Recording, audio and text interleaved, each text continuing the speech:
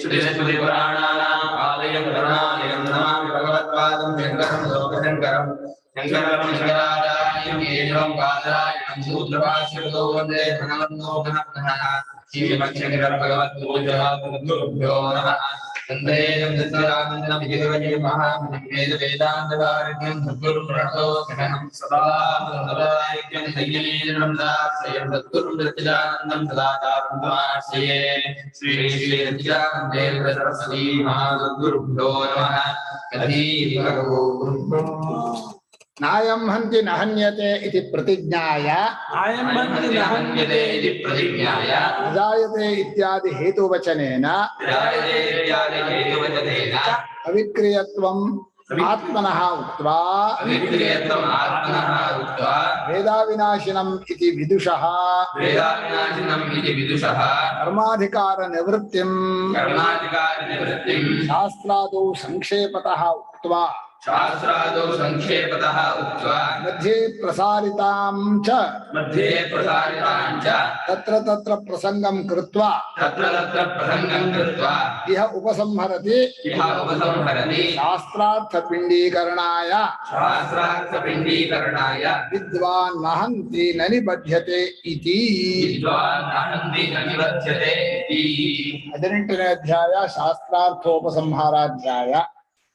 ಶಾಸ್ತ್ರಾರ್ಥ ಅಂದ್ರೆ ಗೀತಾಶಾಸ್ತ್ರ, ಸರ್ವಶಾಸ್ತ್ರ, ಎಲ್ಲಾ ಶಾಸ್ತ್ರಗಳ ವಿಷಯವನ್ನು ಸಂಗ್ರಹವಾಗಿ ಹೇಳಬೇಕು. ಉಪಸಂಹಾರ ಅಂದ್ರೆ ಹಿಂದೆ ಹೇಳಿದ್ದರ ನಿಗಮನ ಸ್ಥಾನ ಅಂತ ಹೇಳ್ತೀವಲ್ಲ, ಅದೇ ಉಪಸಂಹಾರ. ಆ ಉಪಸಂಹಾರವನ್ನು ಹೇಳೋಕ್ಕೋಸ್ಕರ 2ನೇ ಅಧ್ಯಾಯದಲ್ಲಿ ಹೇಳಿದ್ದನ್ನು ಜ್ಞಾಪಕ ಮಾಡ್ತಾ ಇದ್ದಾರೆ ಭಾಷ್ಯಕಾರರು. ನಾಯಂ ಹಂತಿನ ಹನ್ಯತೆ ಅಂತ 2ನೇ ಅಧ್ಯಾಯದಲ್ಲಿ ಇವನು ಯಾವ ಕ್ರಿಯೆಗೂ ಕರ್ತೃವಲ್ಲ, ಯಾವ ಕ್ರಿಯೆಗೂ ಕರ್ಮ ಅಲ್ಲ, ನಮ್ಮ ನೋಡೋರು ಇಲ್ಲ, ನಾವು ನೋಡೋರು ಅಲ್ಲ, ನಾವು ಮಾಡೋರು ಅಲ್ಲ, ಮಾಡಿಸೋರು ಅಲ್ಲ, ಮಾಡಿಸ್ಕೊಳ್ಳೋರು ಅಲ್ಲ ಅಂತ ಹೇಳಿ ಯಾವ ಕ್ರಿಯೆಗೂ ಕರ್ತೃ, ಕರ್ಮ, ಹೇತು ಕರ್ತೃ ಮೂರೂ ಅಲ್ಲ ಅಂತ 2ನೇ ಅಧ್ಯಾಯ ಪ್ರತಿಜ್ಞಾ. ಯಾಕೆ ಹಾಗೆ ಪ್ರತಿಜ್ಞಾ ಅಂದ್ರೆ ಅನುಭವವನ್ನು ನೇರ ಹೇಳೋದು ಪ್ರತಿಜ್ಞೆ. ಬೆಲ್ಲ ಸಿಹಿಯಾಗಿದೆ ಅದು ಪ್ರತಿಜ್ಞೆ. ಯಾಕೆಂದ್ರೆ ಪಾಯಸಕ್ಕೆ ಹಾಕಿದ್ರೆ ಸಿಹಿ ಆಗತ್ತೆ ಪಾಯಸ ಅನ್ನೋದು ಹೇತು. ಅನುಭವವನ್ನು ನೇರಾಗಿ ಉಪದೇಶ ಮಾಡಿದ್ರೆ ಅದಕ್ಕೆ ಹೆಸರೇನೋ ಪ್ರತಿಜ್ಞಾ. ಆ ಅನುಭವವನ್ನು ಯುಕ್ತಿಯಿಂದ ಸಾಧಕ ಹೊರಟ್ರೆ ಹೇತು ವಾಕ್ಯ ಆಗತ್ತೆ. ಆ ವಾಕ್ಯ ಅರ್ಥವಾಗದೆ ಹೋದ್ರೆ ದೃಷ್ಟಾಂತ ಕೊಡ್ತಾರೆ. ದೃಷ್ಟಾಂತದಲ್ಲಿ ವಿವಕ್ಷಿತಾಂಶ ಹುಡ್ಕೋಬೇಕು.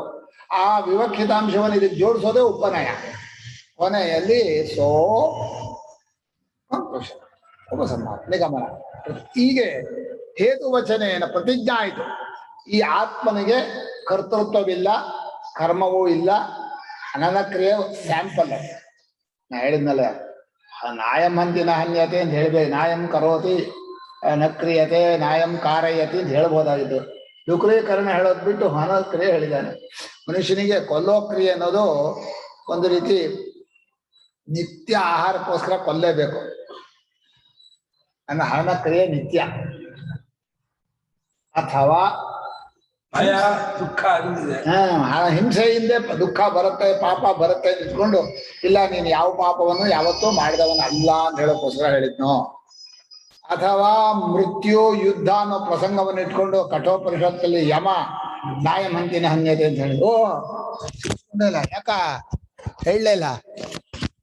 ಮಾಂಗಲ್ಯಂ ತಂತು ನಾನೇನ ಮಮ ಜೀವನ ಹೇತುನ ಕಂಠೇ ಬದ್ಧ ಶಂಕರಾಚಾರ್ಯರು ಕೊಡ್ತಾ ಇರೋದು.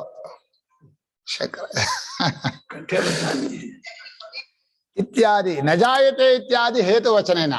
ಯಾಕೆ ಮಾಡೋನಲ್ಲ ಮಾಡಿಸೋನಲ್ಲ ಅಂತಂದ್ರೆ ಕಾರಣ ಹುಟ್ಟಿದವನಲ್ಲ. ಯಾಕೆ ಸಾಯ್ತಾರೆ ಅವರು ಅಂದ್ರೆ ಹುಟ್ಟಿರೋದ್ರಿಂದ. ಯಾಕೆ ದುಃಖ ಬರುತ್ತೆ ಅಂದ್ರೆ ಇದೇನಿದ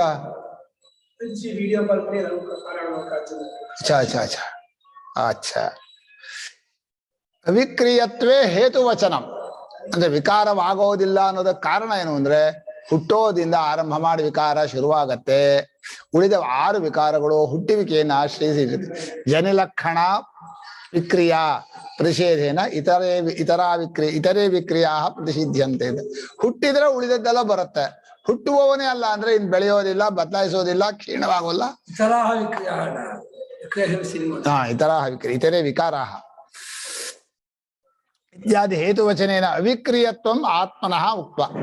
ಆತ್ಮನೋ ಎಷ್ಟೇ ವಿಕಾರಗಳಾಗ್ತಾ ಇದ್ರು ಅರಿವಿನ ರೂಪದಿಂದ ನೋಡ್ತಾ ಇರ್ತಾನೆ, ವಿಕಾರವೇ ಆಗಲ್ಲ.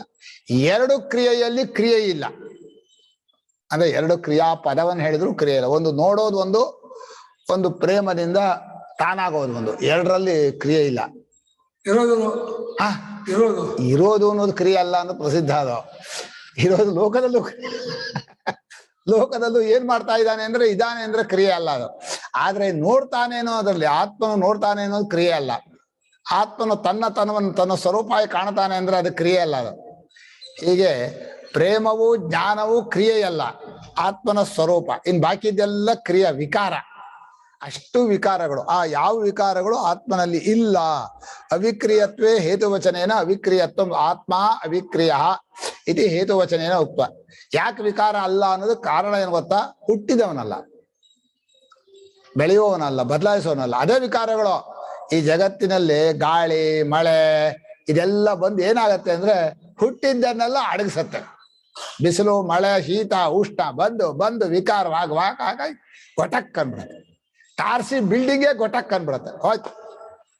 ಎಲ್ಲ ತಯಾರಾದದ್ದಷ್ಟು ಕೂಡ ಹುಟ್ಟುವಾಗಲೂ ಅಗ್ನಿಶೋಮರಿಂದ ಹುಟ್ಟೋದು, ನಾಶವಾಗೋದು ಅವರಿಂದ. ಬಿಸಿಲು ಮಳೆ ಬಂತು ಅಂದ್ರೆ ಹೋಯ್ತು, ಅದೇನು ಮಾಡಕ್ಕಾಗಲ್ಲ.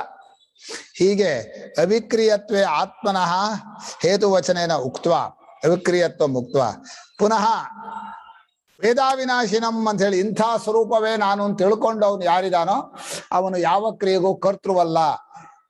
ಕಂಘಾತೈತಿ ಹಂತಿ ಕಂ ಅಂತ ಹೇಳಿ ಅದನ್ನ ಹೇಳ. ಏನ್ ಭಾಷ್ಯಕಾರರ ಆ ಜ್ಞಾನ ನೋಡಿ. 2ನೇ ಅಧ್ಯಾಯದಲ್ಲಿ ಹೇಳಿದ್ದನ್ನು ಅಲ್ಲಿ ಹೇಳಿದ್ವಲ್ಲ, ಅದನ್ನೇ ಮತ್ತೆ ಇಲ್ಲಿ ಹೇಳ್ತಾ ಇದ್ದಾನೆ ಉಪಸಂಹಾರಾಧ್ಯಾಯದಲ್ಲಿ ಅಂತ.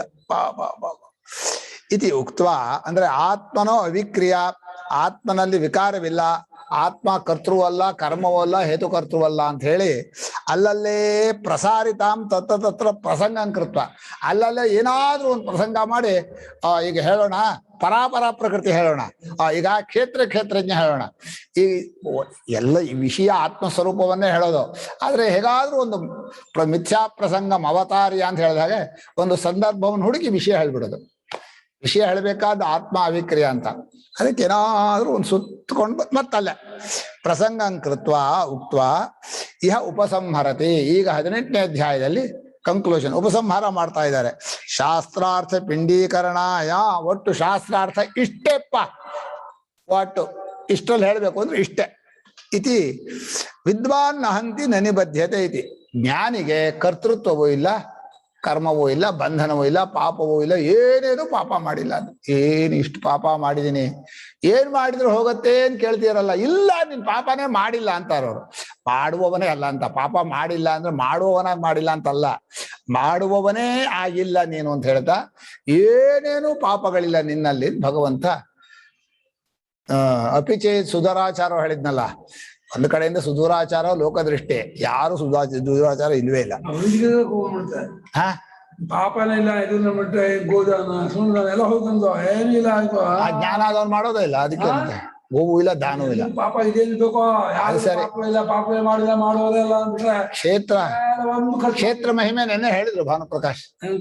ಈ ಕ್ಷೇತ್ರದಲ್ಲಿ ಗೌತಮ ತಪಸ್ ಮಾಡ್ದ, ಕಾವೇರಿ ಬಂದ್ಲು, ರಂಗನಾಥ ಉದ್ಭವಲಿಂಗ, ಸಾಲಿಗ್ರಾಮ ಶಿಲೆ, ಎಲ್ಲಾ ಪಾಪವು ಹೋಗತ್ತೆ ಎಲ್ಲ ಹೇಳಿದ್ರು. ಆಯ್ತು, ಹಂಗ ಹೇಳ್ಬೇಕು ಜನರಿಗೆ. ಅವಾಗ ಬಹಳ ನಾವು ಮಾಡ್ಕೊತ ಏವಂಚ ಸತಿ ಹೀಗೆ ತನ್ನನ್ನ ಅವಿಕ್ರಿಯ, ನನ್ನ ಸ್ವರೂಪ ಯಾವ ವಿಕಾರವೂ ಇಲ್ಲದೆ ಸುಮ್ಮನೆ ನೋಡುವನು, ನೋಡೋದ್ರಲ್ಲಿ ಆನಂದ ಪಡೋನು. ಪ್ರೇಮದ ನೋಟ ಇದೆಯಲ್ಲ, ಆ ಪ್ರೇಮದ ನೋಟ ಸಾಕ್ಷಿಗೊಬ್ಬನಿಗೆ ಬರೋದು. ಆ ನೋಟ ಕ್ರಿಯೆ ಇಲ್ಲದ ನೋಟ. ಅದರಲ್ಲಿ ದೇಹೇಂದ್ರಿಯಗಳಲ್ಲಿ ಹೋಗಿ ಆ ಪ್ರೇಮವನ್ನ ನಾನು ಬಡ್ಕೊಂಡ್ರೆ ಕೆಡೋಂಥ ವಸ್ತುವಿನಲ್ಲಿ ಹೋಗಿ ಪ್ರೀತಿಸಿದ್ರೆ ಏನಾಗತ್ತೆ, ಅವನು ಕೆಟ್ಟ. ಆ ಕ್ರಿಯೆ ಇಲ್ಲ ಹೋಗಿ ನಾನು ಅಂತ ಸೇರ್ಕೊಂಡ್ರೆ ಅವನು ಸುತ್ತಾ ಇರ್ತಾನೆ. ಹೀಗೆ ಸಾಕ್ಷಿ ಸ್ವರೂಪದಲ್ಲಿ ಪ್ರೇಮದ ನೋಟದಿಂದ ನಿಲ್ಲುವವನೇ ಧೀರ, ವಿವೇಕಿ. ಹೀಗೆ ನಿಶ್ಚಯವಾದವರು ದೇಹಾಭಿಮಾನವನ್ನು ಕಳ್ಕೋತಾರೆ. ದೇಹದಲ್ಲಿ ಅಭಿಮಾನ ಅಂದ್ರೆ ಅದರ ಕ್ರಿಯೆಗಳನ್ನು ನಾನ್ ಮಾಡ್ದೆ ಅಂತ ಹೇಳ್ಕೋತೀವಿ ಅಂತ ಹೇಳಿದ್ವಲ್ಲ, 5 ಕ್ರಿಯೆಗಳ ಅಧಿಷ್ಠಾನಂ ತಥಾ ಕರ್ತ ತತ್ರೈವಂ ಸತಿ ಕರ್ತಾನಂ 2 ಶ್ಲೋಕದಲ್ಲಿ ಹೇಳಿದ್ವಲ್ಲ. ಏವಂಚ ಸತಿ ದೇಹ ಭೃತ್ವ ಅಭಿಮಾನ ಅನುಪಪತ್ತೌ ಅವಿದ್ಯಾಕೃತ ಅಶೇಷ ಕರ್ಮ ಸನ್ಯಾಸೋಪಪತ್ತೇ ಸನ್ಯಾಸಿನಾಂ ಅನಿಷ್ಟಾದಿ ತ್ರಿವಿಧಂ ಕರ್ಮಣಃ ಫಲಂ ನ ಭವತಿ ಇತ್ಯುಪಪನ್ನಂ. ಹೀಗೆ ವಿಕಾರವೇ ಇಲ್ಲ, ಮಾಡುವವನೆಲ್ಲ ಮಾಡಿಸೋನು ಅಲ್ಲ, ಮಾಡಿಸ್ಕೊಳ್ಳೋನು ಅಲ್ಲ ಅಂತ ಭಗವಂತ ಹೇಳಿ, ಈಗ ದೇಹಭೃತ್ವ ಅಭಿಮಾನ, ದೇಹವನ್ನು ಧಾರಣೆ ಮಾಡಿದವು ನಾನು, ನನ್ನ ದೇಹ ಹೀಗಿದೆ, ಈ ದೇಹವೇ ನಾನು, ನನ್ನ ದೇಹ ಹೀಗಿದೆ ಅಲ್ಲ, ನಾನೇ ಹೀಗಿದ್ದೀನಿ ಅಂಥೇಳಿ ದೇಹಭೃತ್ವ ಅಭಿಮಾನ. ಆ ಅಭಿಮಾನದಲ್ಲೇ 2 ದೋಷ ಇರೋದು, ಪ್ರೇಮದ ದೋಷವು ಜ್ಞಾನ ದೋಷವು 2 ಇದೆ. ಅಭಿ ಅಂದ್ರೆ ಆರೋಪ ಮಾಡಿ ಮನ್ಯತೆ ಎಂದು ತಿಳಿತಾನೆ. ಏನಂತ ತಿಳಿತಾನೆ? ನಾನೇನ್ ತಿಳಿತಾನೆ. ನಾನೇನ್ ತಿಳಿತಾನೆ ಅಂದ್ರೆ ಪ್ರೇಮ ತಪ್ತು. ಹೌದು, ಹೀಗೆ ದೇಹಭೃತ್ವ ಅಭಿಮಾನ ಅದು ಹೀಗೆ ನೋಡ್ತಾ ಇರೋದ್ರಲ್ಲಿ, ನೋಡುವಂತಹ ದೇಹೇಂದ್ರಿಯಗಳಲ್ಲಿ ಅಭಿಮಾನ ಮಾಡ್ಕೊಂಡ ಅಂದ್ರೆ ಹೊಂದಲ್ಲ ಅಲ್ವಲ್ಲ. ಅನುಭವಕ್ಕೂ ಯುಕ್ತಿಗೂ ಹೊಂದೋದೇ ಇರೋದನ್ನು ಮಾಡ್ಕೊಂಡ. ಯಾವಾಗ ಅನುಭವಕ್ಕೂ ಯುಕ್ತಿಗೂ ಹೊಂದದೇ ಇರುವಂತಹ ಜ್ಞಾನ ಪ್ರೇಮ ಬಂತೋ ಅದಕ್ಕೆ ತಪ್ಪು ತಿಳುವಳಿಕೆ ಅಂತ ಹೆಸರು. ಅದು ಭಾಷ್ಯಕಾರರು ಹೇತು ವಾಕ್ಯ ದೇಹವೃತ್ವಾಭಿಮಾನ ಅನುಪಪತ್ತವು ಅವಿದ್ಯಾಕೃತ. ಅದರಿಂದ ಆ ಅಭಿಮಾನ ಬರಬಾರ್ದಾಗಿತ್ತು, ಬಂದ್ಬಿಟ್ಟಿದೆಯಲ್ಲ ಅಂದ್ರೆ ತಪ್ಪು ತಿಳುವಳಿಕೆ. ತಪ್ಪಾಗಿ ತಿಳುವಳಿಕೆಯಲ್ಲಿ ಏನ್ ಬೇಕಾದ್ರೂ ಮಾಡ್ಕೋತಾನ ಅವನು, ಏನ್ ಬೇಕಾದ್ರೂ ತಪ್ಪು ತಿಳ್ಕೊತಾನೆ. ಕಣ್ಣಿಗೆ ಕಾಣಿಸ್ತಾ ಇರೋ ಆಕಾಶನೇ ನೀಲಿ ಅಂತ ತಪ್ಪು ತಿಳ್ಕೊಂಡ್ಮೇಲೆ ಇನ್ನೇನ್ ತಪ್ಪು ತಿಳ್ಕೊಳ್ಳಲ್ಲ. ಅನ್ಯಥಾ ಸಂತ ಆತ್ಮಾನಂ ಚಿಂತೇನ ನಕೃತಂ ಪಾಪಂ ಚೋರೇಣ ಆತ್ಮಾಪಹಾರಿಣ. ಆತ್ಮನನ್ನು ಕದ್ದವನು ಅಂತಾರೆ. ಆತ್ಮನ್ ಕದಿಯೋಕ್ಕಾಗತ್ತಾ? ಕದ್ದವನು ಇವನು. ಹೇಗೆ? ತಪ್ಪು ತಿಳುವಳಿಕೆಯಿಂದ ಮಾಡಕ್ಕಾಗದೆ ಇರೋದನ್ನ ಮಾಡ್ತಾನೆ. ಅಹೋ ಅವಿದ್ಯಾ ಮಹೀಯಸಿ. ಏನು ಅವಿದ್ಯೆ? ಪ್ರಮಾಣಂ ವಸ್ತು ಇರೋ ವಸ್ತು ಇಲ್ಲ ಅಂತ ಮಾಡ್ಬಿಡ್ತಾರೆ, ಇಲ್ಲದೆ ಇರೋದನ್ನ ಇದೇನ್ ಮಾಡ್ಬಿಡ್ತಾಳೆ. ಯಾರೋ ಸ್ತ್ರೀಲಿಂಗ ಅವಿದ್ಯಾ ಶಬ್ದದಿಂದ ಸ್ತ್ರೀಲಿಂಗ ಹೇಳಿದೆ, ಹೆಂಗಸರು ಅಂತಲ್ಲ. ಅವಿದ್ಯಾ ಅಶೇಷ ಕರ್ಮ ಸನ್ಯಾಸೋ ಉಪಪತ್ತೌ. ಎಲ್ಲಾ ಕರ್ಮಗಳು ತಾನಾಗೇ ಬಿಟ್ಟು ಹೋಗಿವೆ. ಇವನೆಂತ ಬಿಡೋದು? ದೇಹಾಭಿಮಾನ ಬಿಟ್ಟು ಕೂಡ್ಲೆ ತಪ್ಪು ತಿಳುವಳಿಕೆಯಿಂದ ಮೈ ಮೇಲೆ ಹೇರ್ಕೊಂಡಂತಹ ಎಲ್ಲಾ ಕರ್ಮಗಳು ತಾನಾಗಿ ಕಳಚ್ಕೊಂಡು. ಯಾವ ಎಲ್ಲಾ ಕರ್ಮಗಳು? ಹಿಂದೆ ಮಾಡಿದ್ದು, ಈಗ ಮಾಡ್ತಾ ಇದೀವಿ ಮಾಡ್ಕೊಡೋದು, ಮುಂದೆ ಮಾಡೋದು ಯಾವುದೂ ಇಲ್ಲ. ಪ್ರಾರಬ್ಧವೂ ಇಲ್ಲ, ಸಂಚಿತವೂ ಇಲ್ಲ, ಆಗಾಮಿಯೂ ಇಲ್ಲ. ಎಲ್ಲಾ ಕರ್ಮಗಳು ಬಿದ್ದೋದ್ವು. ದೇಹವೇ ಬಿದ್ದೋದ್ವಿ, ದೇಹಕ್ಕಿಂತ ಸಂಬಂಧ ಹಿಂದೂ ಇಲ್ಲ, ಈಗಲೂ ಇಲ್ಲ, ಮುಂದೂ ಇಲ್ಲ. ಆದ್ರಿಂದ ಇದೇ ಸನ್ಯಾಸ ಅಂದ್ರೆ. ಈ ಜ್ಞಾನಕ್ಕೂ ಈ ನೆಲೆಗೂ ಹೆಸರು ಸನ್ಯಾಸ ಅಂತ. ಇದೇ ಸನ್ಯಾಸ ಉಪಪತ್ತಿ. ಸನ್ಯಾಸ ಅಂದ್ರೆ ಪೂರ್ತಿಯಾಗಿ ಕರ್ಮಗಳನ್ನು ಬಿಟ್ಟಂತಹ ಸ್ವರೂಪದಲ್ಲಿ ಇರೋದು, ಮಾಡೋದಲ್ಲ ಸನ್ಯಾಸ. ಕರ್ಮಗಳು ಬಿಟ್ಟ ಸ್ವರೂಪದಲ್ಲಿ ಇರೋದಕ್ಕೆ ಏನ್ ಮಾಡ್ಬೇಕು ಅಂತ ಕೇಳಿದ್ರೆ, ಅಲ್ಲಪ್ಪ ಸನ್ಯಾಸ ಅಂದ್ರೆ ಬಿಡೋದು. ಬಿಡೋದನ್ನ ಮಾಡೋದು ಹೇಗೆ ಅಂದ್ರೆ, ಬಿಡೋದನ್ನ ಮಾಡೋಕ್ ಬರಲ್ಲ. ಬಹಳ ಜನ ತಪ್ಪು ತಿಳ್ಕೊಳ್ಳೋದು ಹಾಗೆ. ಸನ್ಯಾಸವನ್ನ ಮಾಡಬೇಕು, ಅದಕ್ಕೇನ್ ಮಾಡ್ಬೇಕು ಅಂದ್ರೆ ಹೀಗೆ ಮಾಡ್ಬೇಕು. ಎಷ್ಟ್ ಹೇಳಿದ್ರು ಆ ತಲೆಯಲ್ಲಿ ಹೋಗಲ್ಲ.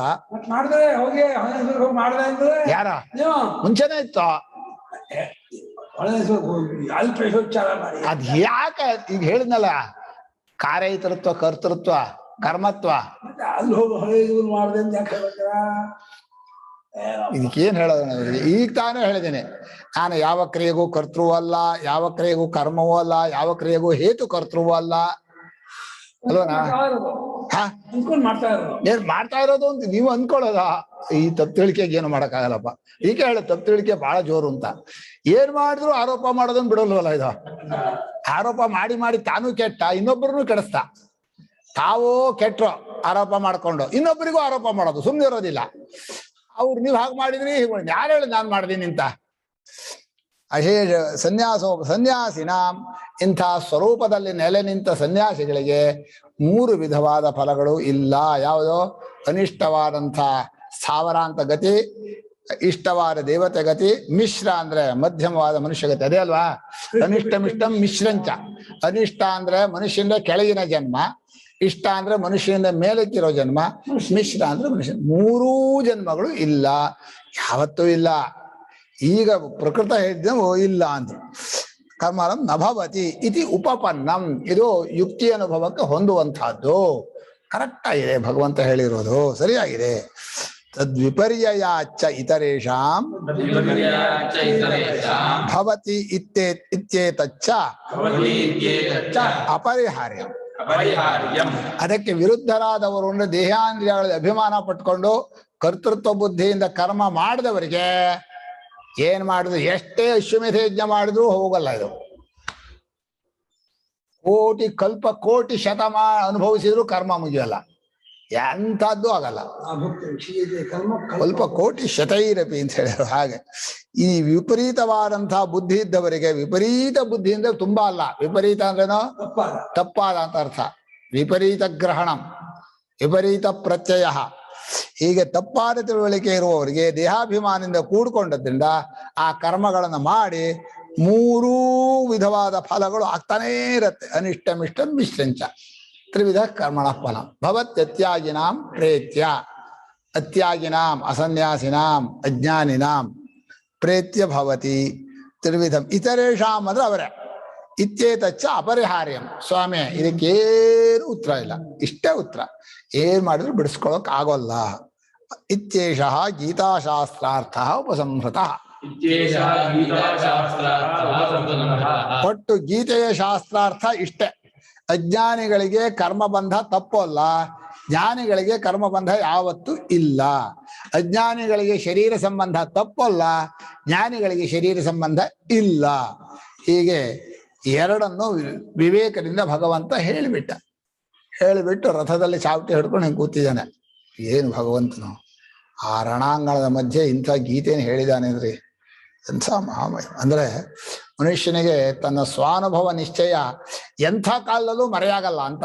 ಆತ್ಮಜ್ಞಾನ, ಅಯ್ಯೋಯ್ಯೋ ಯಾರೋ ಸತ್ತೋದ್ರು ಈಗ ಆತ್ಮಜ್ಞಾನ ಮರೆತೋಯ್ತು, ಯಾವ ಕಾಲದಲ್ಲೂ ಅದು ಮರೆಯಾಗಲ್ಲ. ಹಾಗೆ ಸ ಏಷಃ ಸರ್ವವೇದಾರ್ಥ ಸಾರಃ. ಸ್ವಾಮಿ ಗೀತಾಶಾಸ್ತ್ರಾರ್ಥ ಅಷ್ಟೇ ಅಲ್ಲ, ಇದು ಸಕಲ ವೇದಗಳ ಸಾರವೇ ಇದು. ತತ್ವಜ್ಞಾನಿಯಾಗಬೇಕು, ಅಜ್ಞಾನಿಯಾದವನಿಗೆ ಬಿಡುಗಡೆ ಇಲ್ಲ. ಜ್ಞಾನಿಯಾದವನೇ ಜ್ಞಾನವೇ ಸನ್ಯಾಸ, ಅಜ್ಞಾನವೇ ಬಂಧನ, ಅಜ್ಞಾನವೇ ಕರ್ಮಫಲ ಅನುಭವಿಸೋದು ಅನ್ನೋದು ಸಕಲ ವೇದಗಳ ಸಾರ. ನಿಪುಣಮತಿಭಿ ಪಂಡಿತೈ ವಿಚಾರ್ಯ ಪ್ರತಿಪತ್ತವ್ಯ. ಒಳ್ಳೆ ಬುದ್ಧಿಯನ್ನ ಸೂಕ್ಷ್ಮ ಮಾಡ್ಕೋಬೇಕು. ಐಕ್ಯು 95, 98, 99 ಇರ್ಬೇಕು. ಬಹಳ ಸೂಕ್ಷ್ಮವಾದ. ಬೆಳಿಗ್ಗೆ ಪಾಠ ಆಯ್ತಲ್ಲ ಮಾಂಡವ್ಯ, ಯಾರಿಗೋ ಒಳಗೆ ಹೋಗಲ್ಲ. ಅರ್ಥ ಆಗಿಲ್ಲಮ್ಮ ಅವ್ರು ಅವರಿಗೆಲ್ಲ ಗೊತ್ತಿದೆ ಅನ್ನೋದು ತೋರ್ಸಲ್ಲ. ಅವರು ಗೊತ್ತಿದೆ ಅಂತ ದಡ್ಡಿ ಆಗ್ಬಿಡ್ತೀನಿ ಗೊತ್ತಾಗ್ಬಿಟ್ಟಿದೆ ಅವರಿಗೆ. ನಿಪುಣಮತಿಭಿ ಪಂಡಿತೈ. ಪಂಡಿತ ಅಂದ್ರೆ ಇಲ್ಲಿ ಆತ್ಮಾನಾತ್ಮ ವಿವೇಕವರೇ ಪಂಡಿತ. ಪಂಡ ಆತ್ಮವಿಷಯ ಬುದ್ಧಿ ಏಷಾಂ ತೇ ಪಂಡಿತ. ಪಂಡ ಅಸ್ಯ ಸಂಜಾತ ಇದು ಪಂಡಿತ ಅಂತ ಮಾಡ್ಬೇಕು. ಸಂಜಾತ ಇದು ಪಂಡಿತ. ಪಂಡ ಅಂದ್ರೆ ಪಡಿಗತವು. ಸರಿಯಾದ ವಿವೇಕ ಜ್ಞಾನ ಒಳಗೋಗಿದೆ, ಅದನ್ನ ಪಂಡಿತರು. ಅವರು ಬಹಳ ಸೂಕ್ಷ್ಮ ಬುದ್ಧಿಗಳು. ನೀವು ಪಂಡಿತರು ಸೂಕ್ಷ್ಮ ಬುದ್ಧಿಗಳು ಅನ್ನಲ್ಲಿ ಇನ್ನೆರಡು ಸೇರ್ಕೋಬೇಕು. ಒಳ್ಳೆ ಭಗವದ್ಭಕ್ತಿ ಸೇರ್ಕೋಬೇಕು, ಒಳ್ಳೆ ಶಮದಮಾದಿ ಗುಣಗಳು ಸೇರ್ಬೇಕು. ಅವರಿಗೆ ವಿಚಾರ ಮಾಡಿದ್ರೆ ಅರ್ಥವಾಗುತ್ತೆ. 3 ಕ್ಯಾರೆಕ್ಟರ್ ಮನುಷ್ಯನಾಗಿ. ಒಂದು ಒಳ್ಳೆ ಸೂಕ್ಷ್ಮವಾದ ಬುದ್ಧಿ, ಎರಡನೇದು ಪರಮ ಪ್ರೇಮ, ಮೂರನೇದು ಒಳ್ಳೆ ಕ್ಯಾರೆಕ್ಟರ್ ಶಮದಮಾದಿ ಒಳ್ಳೆ ಈ 3 ಗುಣ ಇದ್ರೆ ಅವನು ಯಾವ ಜಾತಿ ಯಾವ ಕುಲ ಕೈಬೇಡಿ ಆಗತ್ತೆ ವಿಚಾರ ಮಾಡಕ್ಕೆ. ಇಲ್ಲಿ ಹೋದ್ರೆ ಆಗಲ್ಲ. ತುಂಬಾ ಬುದ್ಧಿ ಕಮ್ಮಿ ಇದೆ ಅಂತ ಇಟ್ಕೊಳ್ಳೆ, ರಾಮನಾಮ್ ಜಪ ಮಾಡಪ್ಪ ಆಗತ್ತೆ, ಭಗವಂತ ಮುಂದೆ ಕೊಡ್ತಾನೆ ಅಂತ ಹೇಳ್ತಾರೆ. ತುಂಬಾ ವಿವೇಕ ಇಲ್ಲದವರು ಇಲ್ಲೂ ಬರೋಲ್ಲ, ತರ್ಕಶಾಸ್ತ್ರ ಓದಕ್ ಹೋಗ್ತಾರೆ. ಪ್ರೀತಿ ತರ್ಕಶಾಸ್ತ್ರ ಓದಿ ಅಲ್ಲಿ ಇಲ್ಲಿಗೆ ಜಗಳ ಮಾಡಿ ಗಲಾಟೆ ಮಾಡ್ಕೊಂಡು ಅದು ಒಂದು ರಗಳೆ. ಅಯ್ಯೋ ಭಾರಿ ಕಷ್ಟಪ್ಪ. ಹೀಗೆ ವಿಚಾರ್ಯ ಪ್ರತಿಪತ್ತವ್ಯ. ಇಂಥವರು ವಿಚಾರ ಮಾಡ್ತಾನೇ ಇರಬೇಕು, ಅವರೇ ಸರಿಯಾಗಿ ತಿಳ್ಕೋಬೇಕು. ಇತಿ ತತ್ರ ತತ್ರ ಪ್ರಕರಣ ವಿಭಾಗೇನ ದರ್ಶಿತಃ ಅಸ್ಮಾಭಿಃ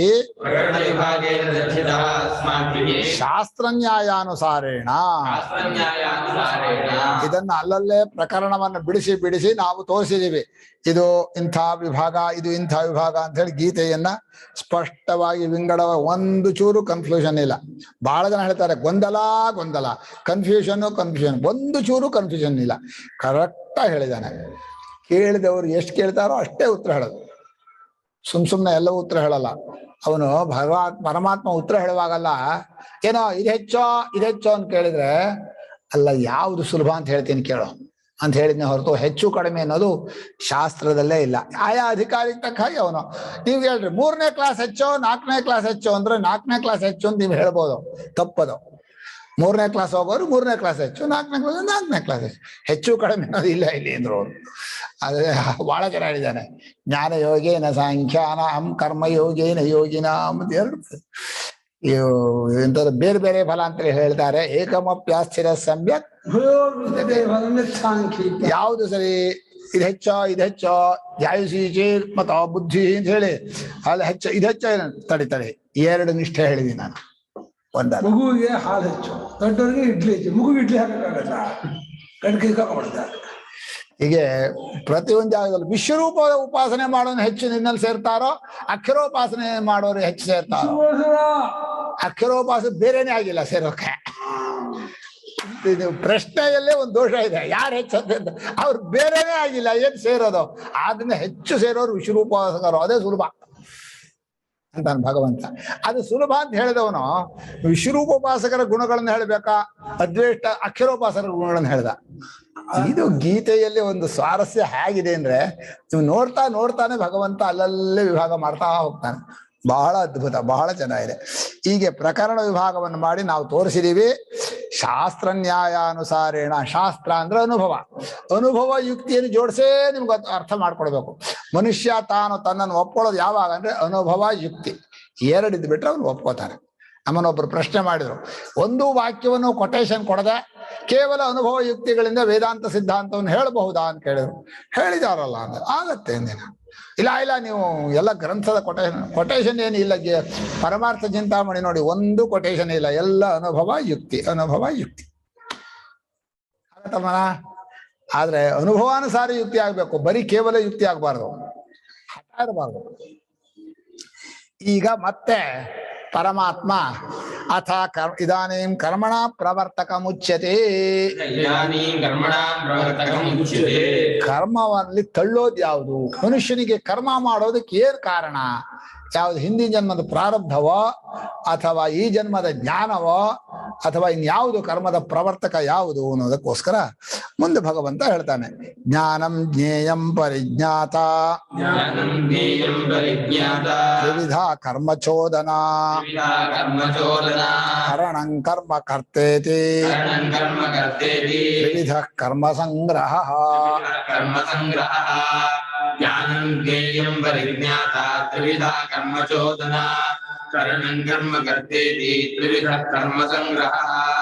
ಭಾಷ್ಯಕಾರರು ಯಾವುದು ಕರ್ಮದಲ್ಲಿ ಪ್ರೇರಕ ಅಂದ್ರೆ ಶ್ಲೋಕ ಹೀಗಿದೆ. ಶ್ಲೋಕದಲ್ಲಿ ಎಲ್ಲಿದೆ ಕರ್ಮದ ಪ್ರೇರಕ? ಚೋದನ ಇದೆಯಲ್ಲ, ಆ ಕರ್ಮಚೋದನ ಅಲ್ಲ, ಆ ಜ್ಞಾನ ತಪ್ಪು ತಿಳ್ಕೆಯಿಂದ ಬಂದ ಜ್ಞಾನ ಚೋದನ ಆಗಿ ಆಗತ್ತೆ. ಸರ್ವ ವಿಷಯಕಂ ಸಾಮಾನ್ಯಂ ಜ್ಞಾನಂ ರಾಗದ್ವ ಇಂದ್ರಿಯಸ್ಯೇಂದ್ರಿಯಸ್ಯಾರ್ಥೇ. ಅದು ಕಾಮದಿಂದ ಕ್ರಿಯೆ ಹೋಗ್ತಾನೆ, ಕಾಮ ಪ್ರವರ್ತಕ ಸರಿ. ಕಾಮಕ್ಕೆ ತಪ್ಪು ತಿಳುವಳಿಕೆಯಿಂದ ಬಂದಂತ ಇಂದ್ರಿಯ ಜ್ಞಾನ ಇದೆಯಲ್ಲ, ಚೆನ್ನಾಗಿಲ್ಲ, ಅದು ಕಾರಣ. ಆ ತಪ್ಪು ತಿಳುವಳಿಕೆ ಬರೋದು ದೇಹೇಂದ್ರಿಯಗಳಲ್ಲಿ ಅಧ್ಯಾಸವಾಗಿರೋದು ಕಾರಣ. ಒಟ್ಟು ಪ್ರವರ್ತಕ ಜ್ಞಾನವೂ ಹೌದು. ನಿಂಗೆ ಅರಿವೇ ಆಗದೆ ಹೋದ್ರೆ ನಿಂಗೆ ಆಸೆಯಲ್ಲಿ ಬರುತ್ತೆ ಅಲ್ವಾ? ಯಾರಿಗೆ ಯಾವುದ್ರ ಅರಿವಿಲ್ಲವೋ ಅದನ್ನು ಆಸೆ ಪಟ್ಟವರುಂಟೆ? ಇಲ್ಲ. ಮನುಷ್ಯನಿಗೆ ಅರಿವಿಲ್ಲದೆ ಹೋದ್ರೆ ಅದರ ಬಗ್ಗೆ ಬೇಕು ಅಂತ ಬರೋದಿಲ್ಲ. ಆದ್ರಿಂದ ಹೆಚ್ಚು ಅರಿವಿರಬೇಕು, ಹೆಚ್ಚು ಅರಿವಿರಬಾರ್ದ?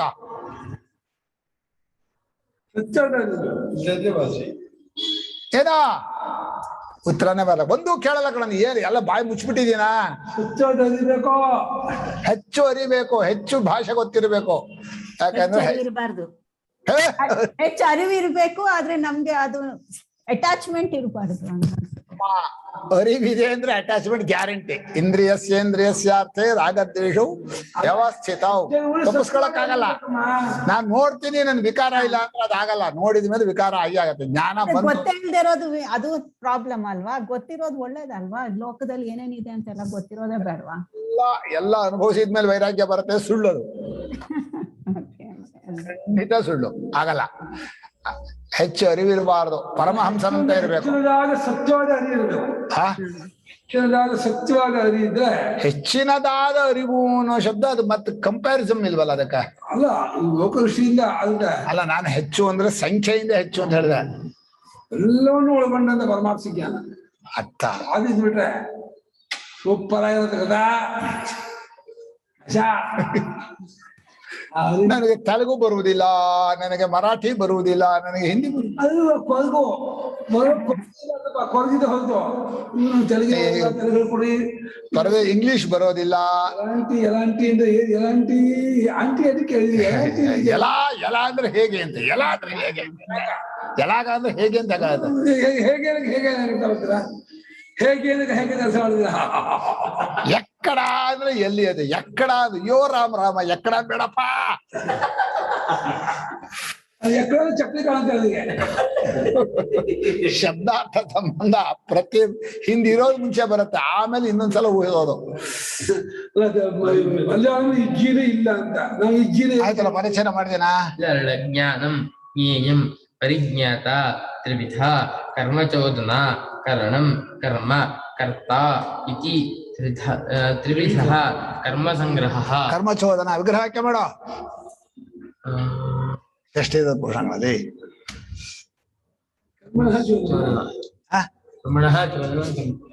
ಇನ್ನು ಕರ್ಮ ಸಂಗ್ರಹವೂ ಹಾಗೆ ಹಾಗೆ ಕರ್ಮಣ ಅಂದ್ರು ಕರ್ಮಣ ಹೇಗೆ ವಚನ ಬಹುವಚನ ಅಷ್ಟೆ. ಈಗ ಪರಮಾತ್ಮ ಹೇಳ್ತಾನೆ ಕರ್ಮ ಪ್ರೇರಕ ಜ್ಞಾನವೇ ಅಂತ. ಹಿಂಗ ಅರಿತಿರೋದ್ರಿಂದಲೇ ಕರ್ಮ ಮಧ್ಯೆ ಒಂದು ಇಚ್ಛೆ ಇದೆ. ಜ್ಞಾನ, ಇಚ್ಛೆ, ಕರ್ಮ. ಆ ಇಚ್ಛೆ ಜ್ಞಾನಕ್ಕೆ ಗ್ಯಾರಂಟಿ ಬರೋದ್ರೆ ಇಚ್ಛೆನ ಹೇಳಲಿಲ್ಲ. ಯಾವ ಜ್ಞಾನಕ್ಕೆ ಅಂದ್ರೆ ಮಿಥ್ಯಾಜ್ಞಾನದ ಪೂರ್ವಕವಾದ ಜ್ಞಾನ ಅಂದ್ರೆ ದೇಹಾಭಿಮಾನದಿಂದ ಬರುವ ಇಂದ್ರಿಯ ಜ್ಞಾನ ಇದೆಯಲ್ಲ, ಇಂದ್ರಿಯ ಜ್ಞಾನವು ಇಚ್ಛೆಯನ್ನು ಉಂಟು ಮಾಡೇ ಮಾಡುತ್ತೆ. ಇಂದ್ರಿಯ ಜ್ಞಾನದಿಂದ ಅದು ಚೆನ್ನಾಗಿದೆ, ಚೆನ್ನಾಗಿಲ್ಲ, ಒಳ್ಳೆಯದು, ಕೆಟ್ಟದ್ದು, ಅನುಕೂಲ, ಪ್ರತಿಕೂಲ ಹಾಗೆ ನೋಡೋಕ್ ಬರೋದು. ನಮ್ಗೆ ಬರೀ ಒಂದು ಆಕಾಶದಾಗೆ ನೋಡೋಕ್ ಬರಲ್ಲ. ಆಕಾಶ ನೋಡೋಕೆ ಬರೋಲ್ವಲ್ಲ. ಅದು ಆಕಾಶದ ಹಾಗೆ ಅಂದ್ರೆ ಏನು ಸಂಘವಿಲ್ಲದೆ ಸುಮ್ಮನೆ ಅಸಂಗವಾದ ಜ್ಞಾನ ಇಲ್ಲ. ಅಸಂಗಂ ತೇನ ಕೀರ್ತಿ ಬರಲ್ಲ, ಆಗೋದೇ ಇಲ್ಲ. ಖಂಡಿತ ಉದಾಸೀನವಾಗಿ ನೋಡೋಕ್ಕಾಗಲ್ಲ. ಅಸಂಗಂ ತೇನ ಕೀರ್ತಿ ಶ್ಲೋಕ ಶುರು ಹೋತಲ್ಲ.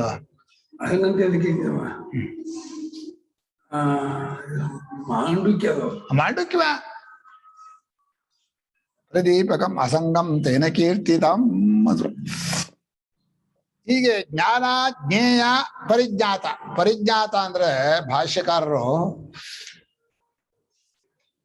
ಅನುಭವಿಸೋರು ಅಂತ ಹೇಳಿದ್ದಾರೆ. ಆಮೇಲೆ ಅವರು 3 ಭಾಗ ಇದೆ: ತಿಳ್ಕೊಳ್ಳೋದು, ಮಾಡೋದು, ಅನುಭವಿಸೋದು. ಇದ್ರಲ್ಲಿ 3 ಮುಖ್ಯ.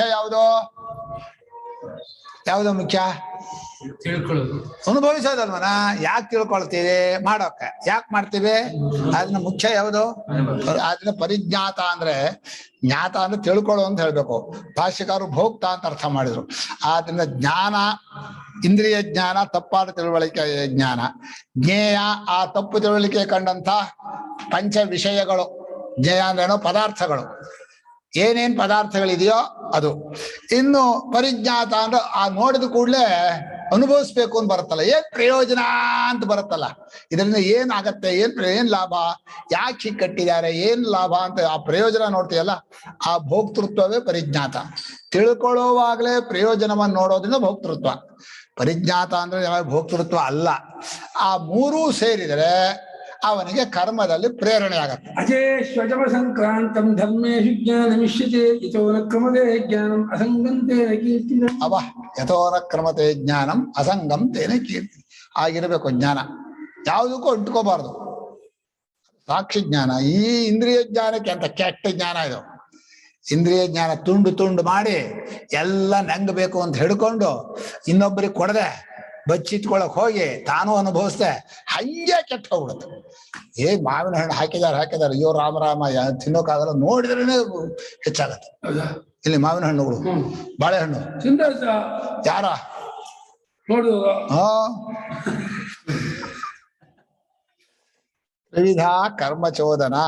ಈ 3 ತರಹ ಯಾರ್ಯಾರಿಗಿರತ್ತೋ ನಾನು ಅನುಭವಿಸ್ಬೇಕು ಅಂತ ಹೇಳಿ ಯಾವ್ಯಾವ ವಿಷಯವನ್ನ ಯಾವ್ಯಾವ ಇಂದ್ರಿಯಗಳಿಂದ ನೋಡ್ತಿರೋ ಅಷ್ಟು ಕರ್ಮದಲ್ಲೇ ದಬ್ಬತ್ತೆ ನಿಮ್ಮನ್ನ. ಕರ್ಮಚೋದನ ಅಂದ್ರೆ ಕರ್ಮಸು ಪ್ರೇರಕಂ ಅಂತ ಅರ್ಥ. ಶಾಸ್ತ್ರವಾಕ್ಯ ಅಲ್ಲ ಚೋದನ, ಯಾರೋ ಹೇಳಿದೀನಿ ಮಾಡಿಲ್ಲ ನೀವು, ಎಲ್ಲ ನಿಮ್ಮ ಆಸೆಯಿಂದಲೇ ಮಾಡಿರೋದು. ಅದನ್ನ ಕರ್ಮವೇ ಕರ್ಮಚೋದನ ಅನ್ನೋದು ನಿಮ್ಮ ಅರಿವು ತಪ್ಪಿದೆ, ಅರಿವಿನಿಂದ ಇಚ್ಛೆ ತಪ್ಪಿದೆ, ಇಚ್ಛೆ ತಪ್ಪಿರೋದ್ರಿಂದ ಕರ್ಮಕ್ಕೆ ಹೋಗಿದ್ದೀರಿ. ಎಷ್ಟು ಚೆನ್ನಾಗಿ ಹೇಳಿದ್ರೆ ಮೊದಲು ಅರಿವು ತಪ್ಪಿತು, ಜ್ಞಾನ ಮಿಸ್ಅಂಡರ್ಸ್ಟ್ಯಾಂಡಿಂಗು, ಎಲ್ಲೆಲ್ಲೋ ತಪ್ಪಾದಂತಹ ಜ್ಞಾನ. ತಪ್ಪಾದ ಜ್ಞಾನದ ಜೊತೆಯಲ್ಲಿ ಇಚ್ಛೆ ತಪ್ಪಿತು. ಎಲ್ಲಿ ಇಚ್ಛೆ ಪಡಬೇಕಾಯ್ತು? ಪರಮಾತ್ಮನ ಇಚ್ಛೆ ಪಡಬೇಕಾಯ್ತು. ಇದ್ದ ಸ್ವರೂಪವನ್ನ ಸತ್ಯವನ್ನ ಇಚ್ಛೆ ಪಡೋದೆ ಸುಳ್ಳನ್ನು ಇಚ್ಛೆ ಪಟ್ಟು ತಗೋಬೇಕು ಅಂತ ಹೋದ್ವಿ. ಆಗ ಇಚ್ಛೆ ತಪ್ಪಿದ್ಮೇಲೆ ಕರ್ಮವು ಜೊತೆ ಸೇರ್ಕೊಂಡು ಪ್ರಾರಬ್ಧ ಕರ್ಮ ಅಂತ. ಹೀಗೆ ತ್ರಿವಿಧ ಕರ್ಮಚೋದನ. ಕರಣಂ ಕರ್ಮ ಕರ್ತೇತಿ ತ್ರಿವಿಧ ಕರ್ಮ ಸಂಗ್ರಹ ಅಂತ. ಈಗ ಕರ್ತೃ ಒಬ್ಬ, ಕರಣ ಅವನಿಗೆ ಸಾಧನ ಸಲಕರಣೆಗಳು. ಕರ್ತೃ ಅಂದ್ರೆ ಜೀವ, ಕರಣ ಅಂದ್ರೆ ಅವನ ಸಾಧನಗಳು. ಕರ್ಮ ಅಂದ್ರೆ ಮಾಡಬೇಕಾದಂಥ ಕ್ರಿಯೆ ಅಲ್ಲ. ಇಲ್ಲೂ ಕರ್ಮ ಅಂದ್ರೆ ಅದೇನೋ ಇಪ್ಸಿತಮಂ ಕರ್ಮ, ಅದು ವಸ್ತು, ಮಾಡಬೇಕಾದ ವಸ್ತು. ಈಗ ಕರ್ಮ ಮಾಡೋಕೆ ಮೈಸೂರು ಪಾಕ ಅಂತಂದ್ರೆ ಆ ಮೈಸೂರು ಪಾಕ ಮಾಡೋದಕ್ಕೆ ಬೇಕಾದಂತಹ ಸಾಮಗ್ರಿ ಕರಣ, ಮಾಡುವವನು ಕರ್ತೃ. ಆ ಮೈಸೂರು ಪಾಕ ವಸ್ತು ಇದೆಯಲ್ಲ ಅದೇ ಕರ್ಮ. ಈಪ್ಸಿತ ತಮಂ ಕರ್ಮ ಅಂದ್ರೆ ವ್ಯಾಕರಣದ ಕರ್ಮ. ಮೀಮಾಂಸಾದಲ್ಲಿ ಕರ್ಮ ಅಂದ್ರೆ ಕ್ರಿಯೆಯೇ ಕರ್ಮ. ವ್ಯಾಕರಣದಲ್ಲಿ ಕರ್ಮ ಅಂದ್ರೆ ವಸ್ತು ಕರ್ಮ. ನೀವು ನೋಡಿದ ವಸ್ತುವಿಗೆ ಕರ್ಮ ಅಂತೀವಿ. ಕರ್ತೃವಿನ ಕ್ರಿಯೆಯಿಂದ ಯಾವುದು ವ್ಯಾಪಿಸಲ್ಪಡುತ್ತೋ ಅದು ಕರ್ಮ. ಆಬ್ಜೆಕ್ಟ್ ಅಂತಾರಲ್ಲ ಇಂಗ್ಲಿಷಲ್ಲೇ, ಆ ರೀತಿ. ಈಗ ನಾನು ಮಂಟಪ ನೋಡ್ದೆ ಇಟ್ಕೊಳ್ಳೆ, ಮಂಟಪ ನೋಡಿದ್ ಮಂಟಪ ಕರ್ಮ, ಕಣ್ಣು ಕರಣ, ನಾನು ಕರ್ತೃ. ಇದು 3 ಆಯ್ತು. ಇದು ವ್ಯಾಕರಣದ ಪ್ರಕಾರ ಕ್ರಿಯೆಗೆ ಅರ್ಥ. ಮೀಮಾಂಸಕರು ಅದು ಹೇಳಲ್ಲ, ನೀವು ನೋಡುವ ಕ್ರಿಯೆ ಇದೆಯಲ್ಲ ಅದು ಕರ್ಮ ಅಂತಾರೆ. ಕರ್ಮ ಆ ಕ್ರಿಯೆಯ ಕರ್ಮ, ಆದ್ರೆ ವಸ್ತು ಕರ್ಮ. ಕರ್ಮ ಅಂದ್ರೆ ವ್ಯಾಪಾರ. ಹೌದು. ಕರ್ಮ ಇಲ್ಲಾದ್ರೆ ಈಪ್ಸಿತ ತಮಂಕ ಕರ್ಮ ವಸ್ತು. ಕ್ರಿಯೆ ಯಾವುದನ್ನು ಮುಟ್ಟಬೇಕೋ ಅದು. ಒಟ್ಟು ಕರ್ತೃವಿಗೆ ಅಮ್ಮ,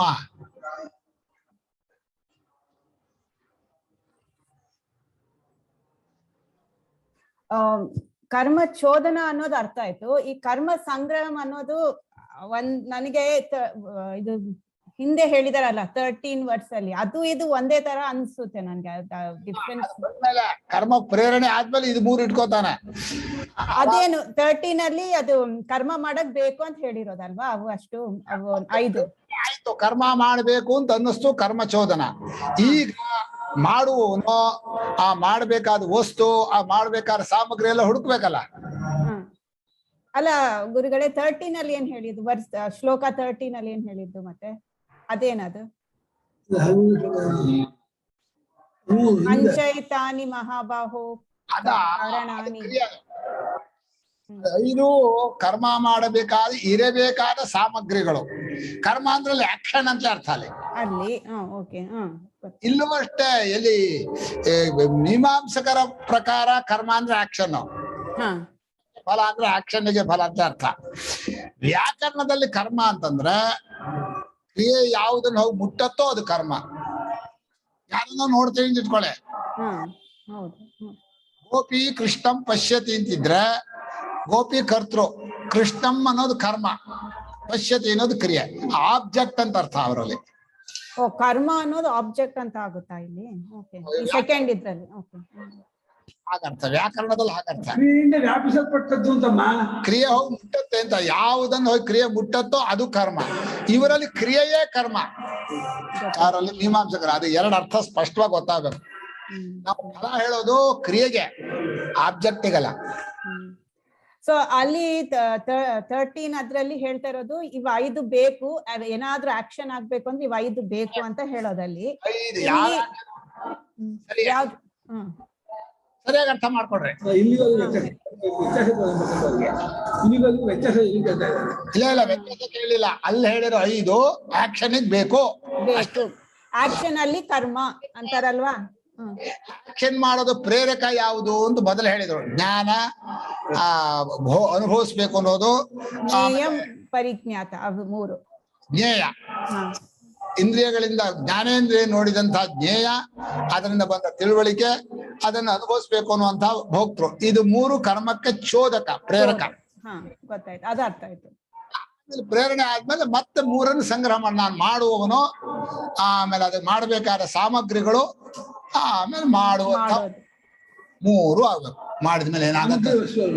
ವಸ್ತು. ಕರ್ಮ ಅಂದ್ರೆ ವಸ್ತು ಇದೆ. ಕರಣಂಕರ ಸಾಮಗ್ರಿ ಸಾಧನ, ಮಾಡಬೇಕಾದ ವಸ್ತು, ಮುಂದೆ ಉಂಟಾಗೋ ವಸ್ತು.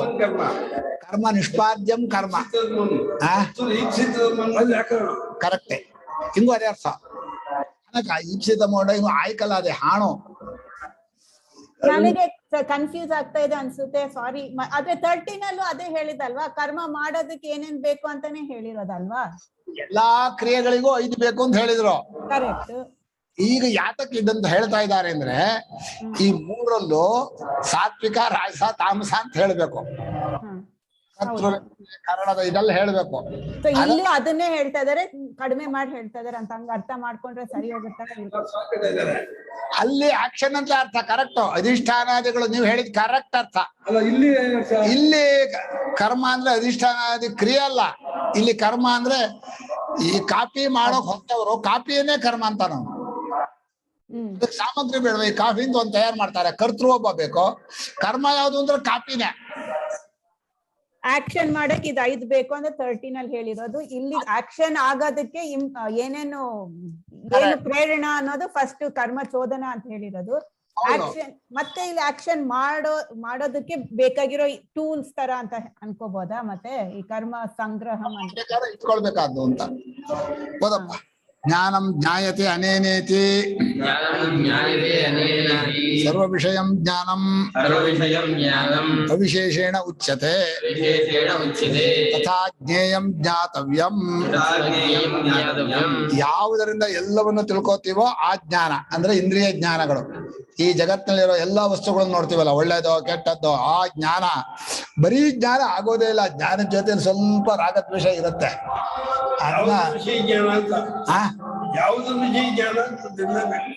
ಅದು ಸರಿ, ಆ ಜ್ಞಾನದಲ್ಲಿ ರಾಗದ್ವೇಷ ಇದ್ದೇ ಇರುತ್ತೆ ಎಂದೆ ನಾನು. ಆ ಜ್ಞಾನಗಳು, ಎಲ್ಲಾ ವಿಷಯದ ಜ್ಞಾನಗಳು, ಎಲ್ಲಾ ಇಂದ್ರಿಯ ಜ್ಞಾನಗಳು ಜ್ಞಾನ. ಆ ಇಂದ್ರಿಯಗಳಿಗೆ ಅರಿಯಬೇಕಾದ ವಸ್ತುಗಳಿದೆಯಲ್ಲ, ಅದು ಜ್ಞಾತವ್ಯ. ತದಪಿ ಸಾಮಾನ್ಯನೈವ ಉಚ್ಯತೆ, ಸರ್ವ ಮುಚ್ಯತೆ. ಆ ಜ್ಞೇಯವಾದದ್ದು ಎಲ್ಲ, ಒಟ್ಟು ಪ್ರಪಂಚದಲ್ಲಿ ಜ್ಞಾನೇಂದ್ರಿಯದಿಂದ ಏನೇನು ನೋಡ್ತೀರೋ, ಏನೇನು ಮೂಸ್ತಿರೋ, ಜ್ಞಾನೇಂದ್ರಿಯಗಳು ಐತಾನೆ. ಅದಕ್ಕೆ ಕಾಣುವಂತಹ ಅಷ್ಟೂ ಪದಾರ್ಥಗಳು ಜ್ಞೇಯ. ಆಬ್ಜೆಕ್ಟ್ ಅನ್ನೋ ಅರ್ಥದಲ್ಲಿ ಜ್ಞೇಯ. ಆದ್ಮೇಲೆ ಪರಿಜ್ಞಾತ, ತಥಾ ಪರಿಜ್ಞಾತ ಉಪಾಧಿ ಲಕ್ಷಣ ವಿದ್ಯಾ ಕಲ್ಪಿತೋ ಭೋಕ್ತಾ ಇತ್ಯೇತತ್ರಯಂ ವಿಶೇಷೇಣ ಸರ್ವಕರ್ಮಣಾಂ ಪ್ರವರ್ತಿಕಾ ತ್ರಿವಿಧಾ ತ್ರಿಪ್ರಕಾರ ಕರ್ಮಚೋದನ. ಇಲ್ಲಿ ಪರಿಜ್ಞಾತ ಅಂದ್ರೆ ಉಪಾಧಿಯಲ್ಲಿ ಅಭಿಮಾನ ಪಟ್ಕೊಂಡು ಅವಿದ್ಯೆಯಿಂದ ಕಲ್ಪಿತನಾದ ಭೋಕ್ತೃ ಜೀವ, ಅವನು ಪರಿಜ್ಞಾತ. ಜೀವ ಇಲ್ಲಿ ಹೋದ್ರೆ ಅವನಿಗೆ ಅರಿಬೇಕು ಅಂತ ಆಸೆ ಇರೋಲ್ಲ. ಆ ಅರಿಯಬೇಕಾದ ಆಸೆ ಬಂದ ಮೇಲೆ, ಅರಿತುಕೊಂಡ ಮೇಲೆ ಅದಕ್ಕೋಸ್ಕರ ಏನಾದ್ರೂ ಮಾಡ್ಬೇಕಲ್ಲ, ಇಂಥದ್ದಾಗಬೇಕು ಅಂತ ಅದನ್ನ ಇಟ್ಕೊಳ್ತಾರೆ. ಇಲ್ಲಿ ಜ್ಞೇಯ ಅನ್ನೋದು ಅರಿತ ವಸ್ತು, ಜ್ಞಾನ ಅಂದ್ರೆ ಆ ವಸ್ತುವಿನ ಬಗ್ಗೆ ಇಂದ್ರಿಯಗಳು ಉಂಟಾದ ಜ್ಞಾನಗಳು, ಅದನ್ನು ಅರಿಯೋದು. ಈ 3 ಸೇರಿದ ಮೇಲೆ ನಿಮಗೆ ಆ ಕರ್ಮದಲ್ಲಿ ಇಚ್ಛೆ ಬರುತ್ತೆ.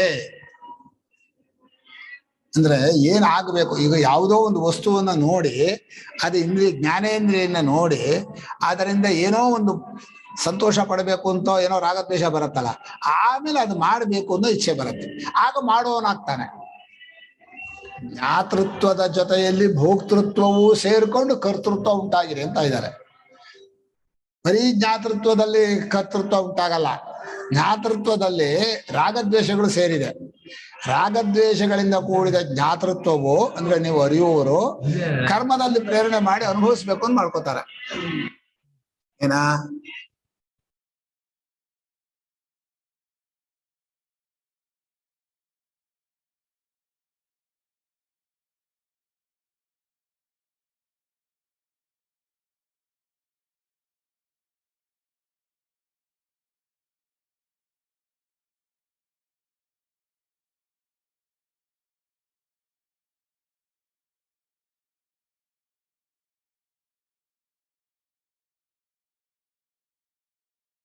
ಕರ್ಮಗಳನ್ನು ಮಾತ್ರ ಇಟ್ಕೊಂಡಿರೋದು, ಕರ್ಮೇಂದ್ರಿಯ ಕರ್ಮಗಳನ್ನು ತಗೊಂಡಿಲ್ಲ.